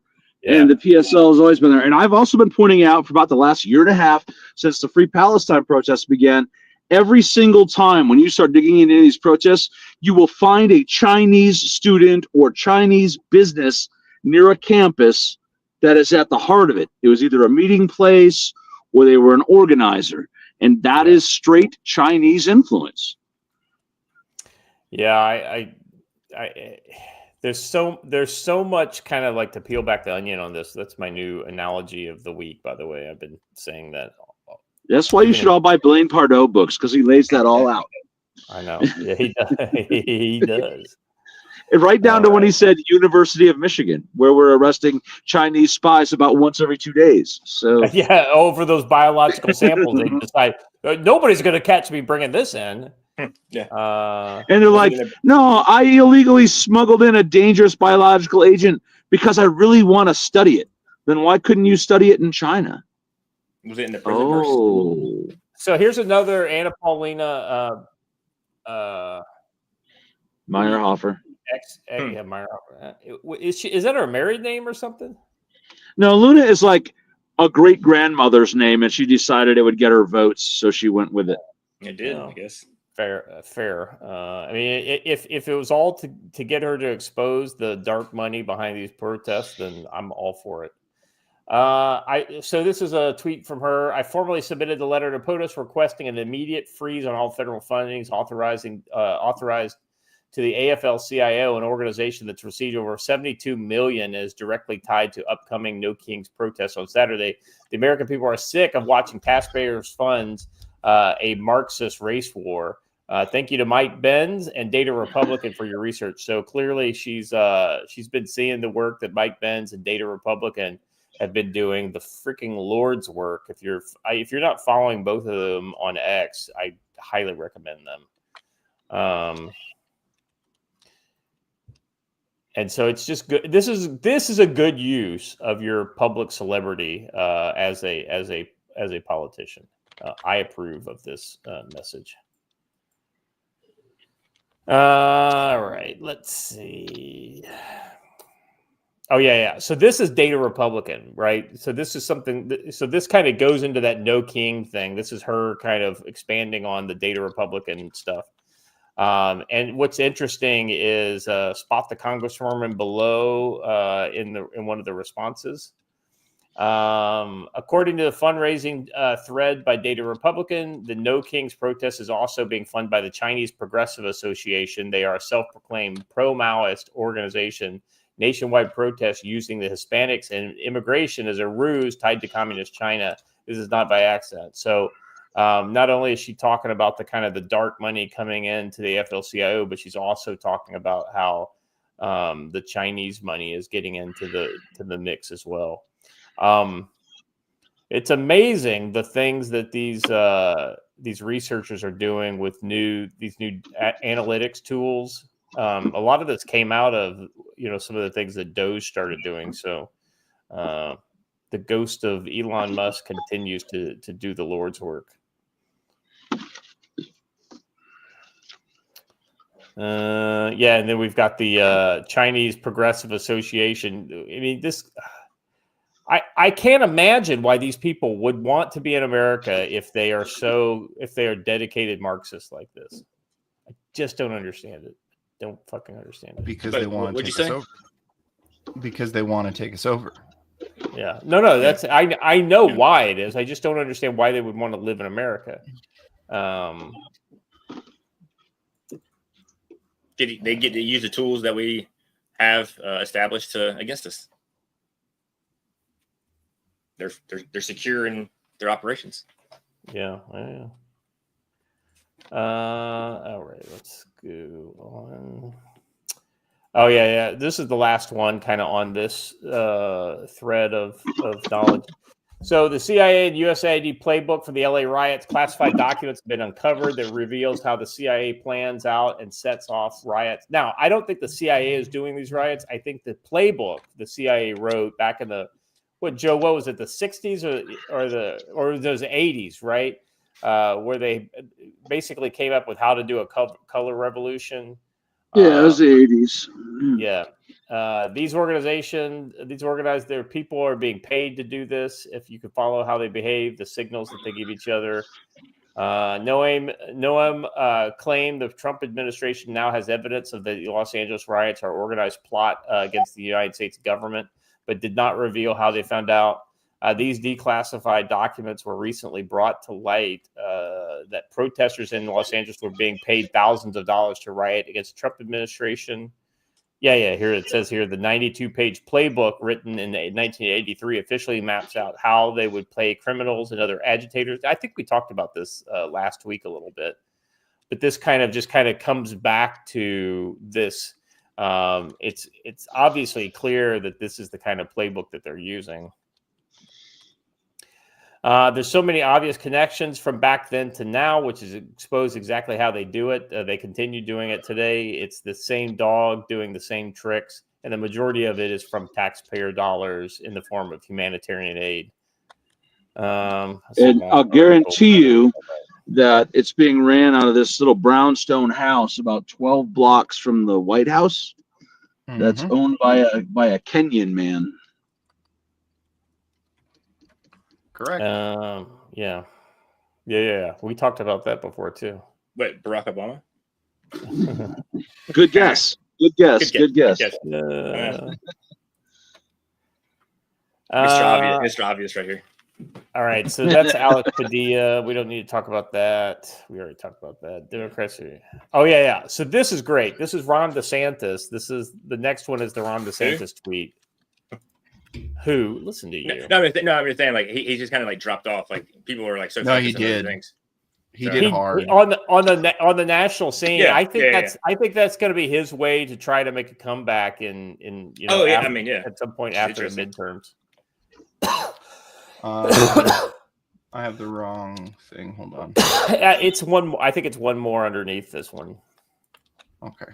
Or no, it's above this one. Okay. Yeah. So I didn't grab that one. Let me grab it. No, wait. That was the next one in my thing. So yeah, here's his. Okay, we're just going out of order. That's fine. Yeah. I can handle we'll that. We'll do this one next. Okay. Yeah.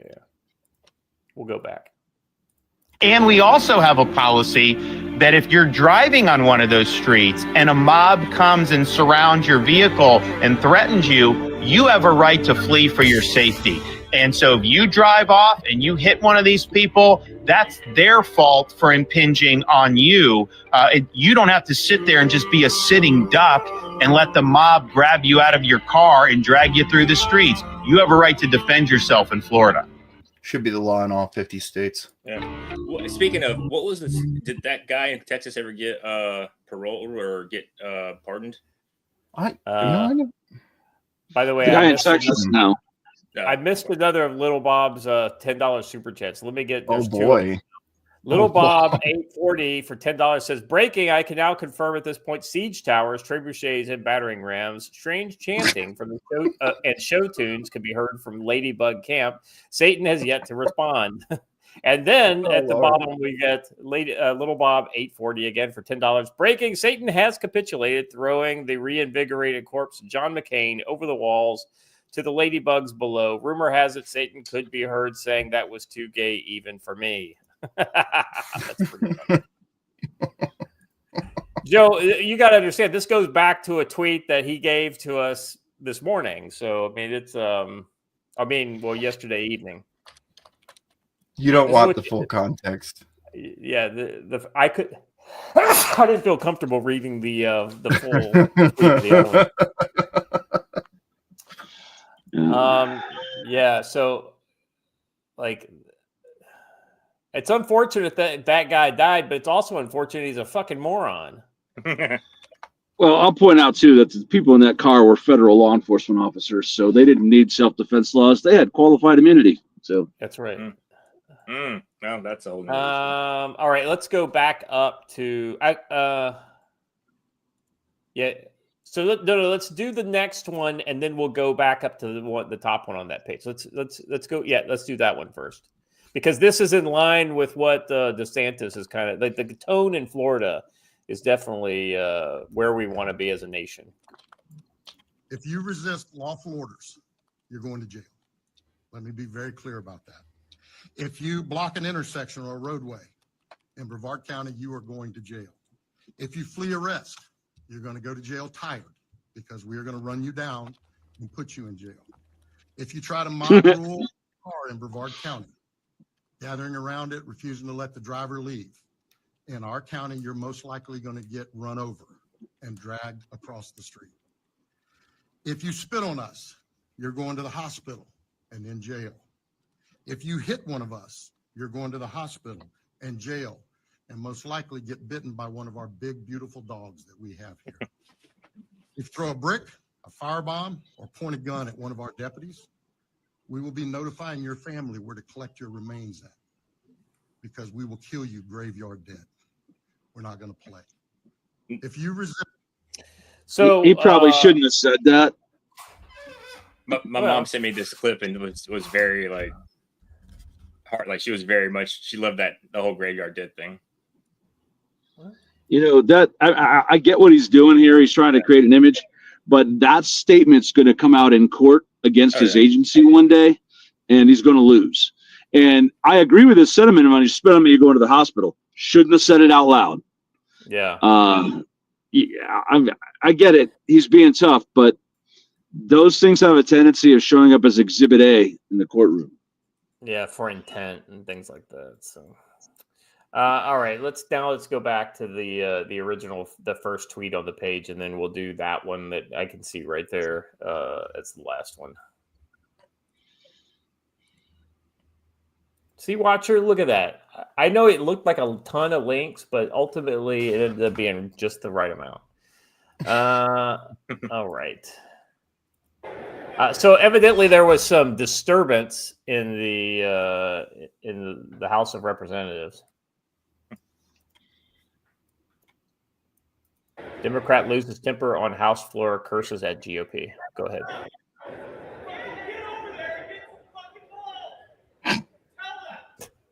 Who was that? Democratic Representative Mike Lawler. No, yelling at Representative Mike Lawler. Screamed it.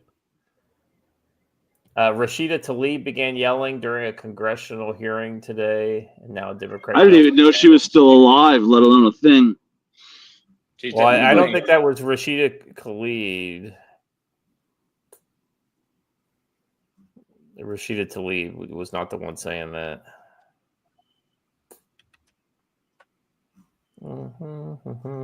I didn't say anywhere in the California federal senator. He's not even a state senator. Oh, never mind. That's Padilla, right? Yeah, but it was somebody. That was somebody responding to this. Hold on.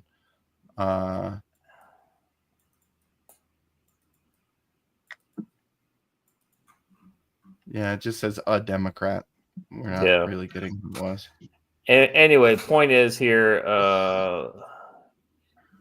Actually, I'm going over to town hall to see if it says it over there. You know, we famously had a caning in the house once. It was just before. It was just before a certain event. So Yeah. Let's go. Let's roll. it was a culmination of Bleeding Kansas, actually. Yeah. Let's see. Democrat screaming as John Mannon, New York's 22nd.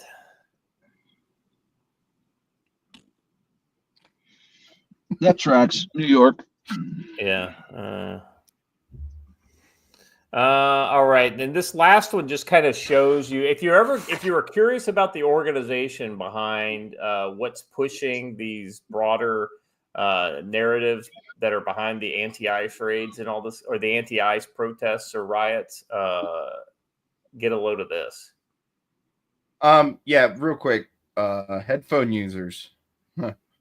Warning. Yeah.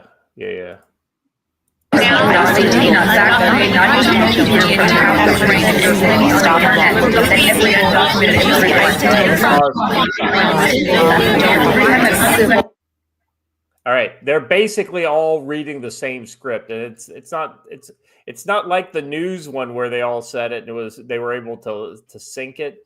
But essentially they're all basically saying pro. Let's see. I think there is we have a little bit of the script here. Hold on a second.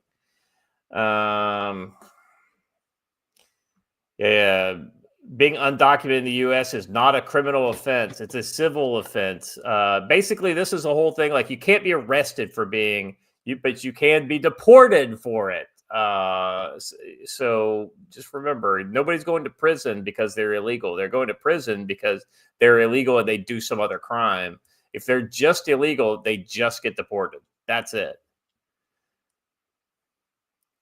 And so, entirely white, by the way. White women. Yeah. I've told you guys, man, woke white women are literally the worst of the species. No, you didn't tell us that. The new base of the Democratic Party. Malcolm X told us that. Well, But my question is, if they're saying deportation is what happens to you, why are they so mad that deportation is exactly what's happening to people? Oops. Oops, the argument falls apart right there. They ain't that smart. Yeah. All right. Watcher, for I do have one final alibi. I just dropped it in there. Our buddy Blaine Pardo has put out his weekly update. This one should be a doozy. My recommendation is, I'm not going to read this. I think you should go over to X and check out Blaine's account. Give him a follow and find this. And he mentions rooftop Koreans, and he talks about Hamas violence, and he talks about all kinds of other interesting stuff in here. I've enjoyed these that he's done.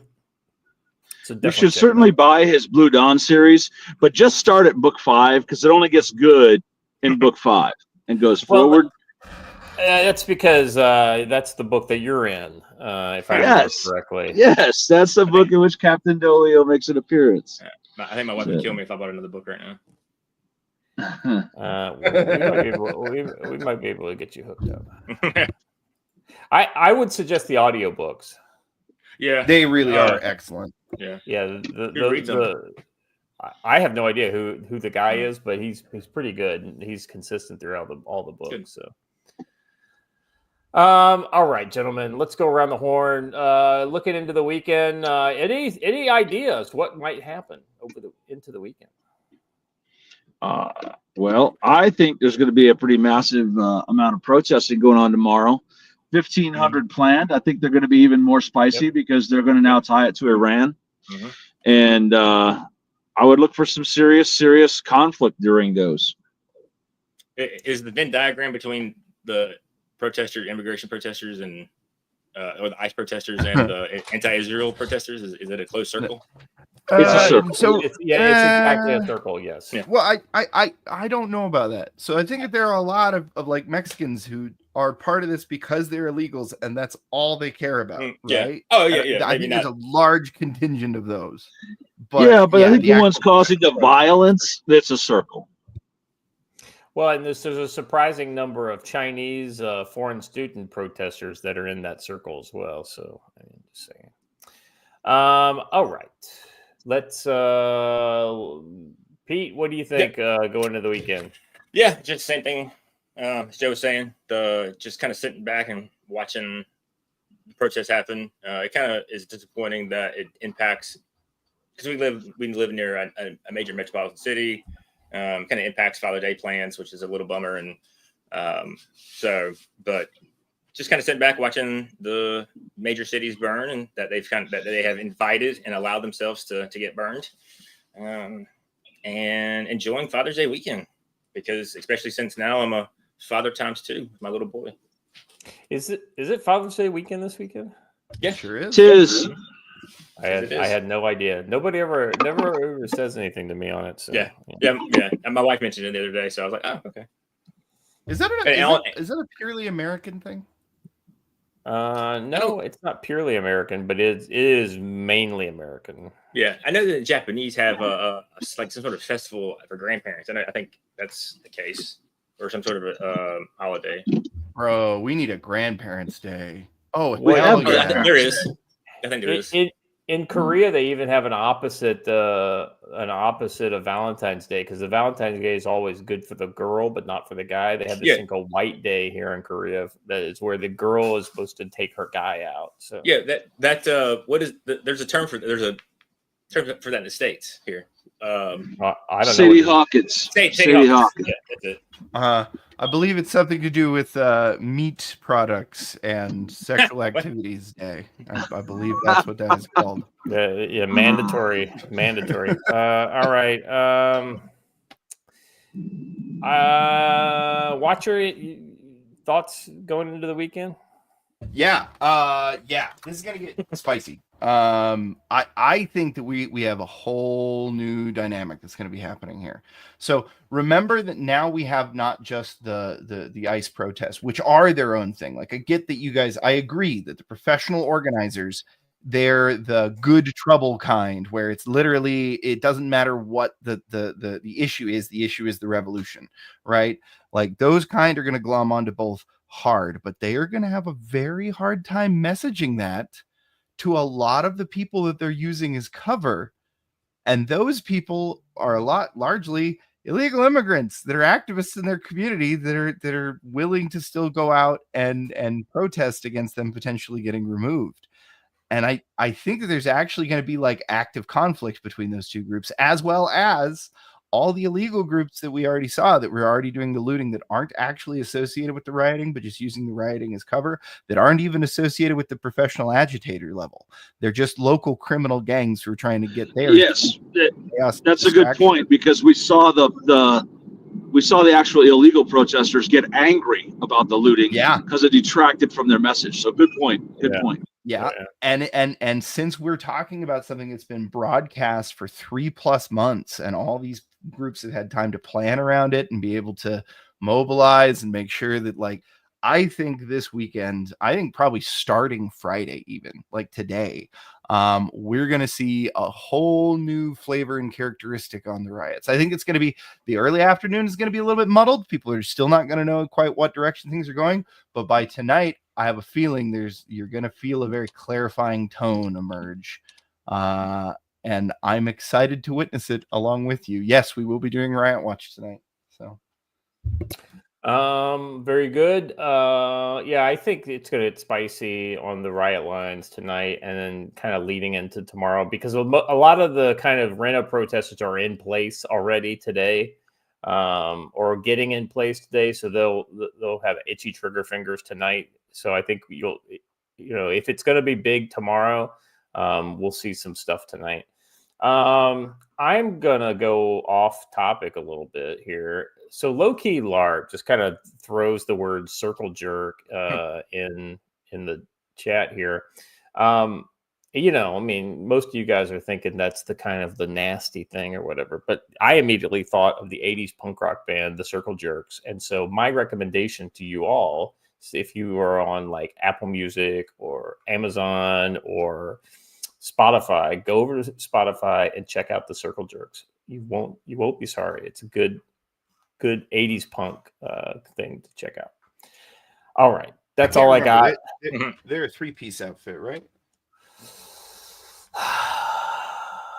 I think at one point they were, but then I think they were also a 4-point, but it doesn't 4-piece, but it doesn't matter.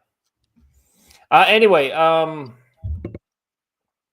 yes, gentlemen, that's all I've got. I don't have to. I don't think it has to go without saying Iran will be spicy over the weekend. And so we may or may not have additional episodes. We'll see. Some of that will be family related. Other things will be what happens in the world. If we need to, we will do a show, and it'll be off the cuff.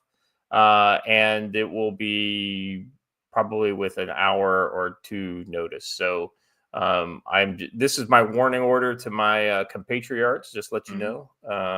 So if you guys see something that makes you think that we need to develop an impromptu show over the weekend, definitely let me know. All right, guys, that's all I've got. If you haven't done already, please subscribe to the channel, like the video, hit the bell for notification. Let people know out there that you're getting some good info on all this crazy shit in the world from the Council on Future Conflicts. And as always, stay safe.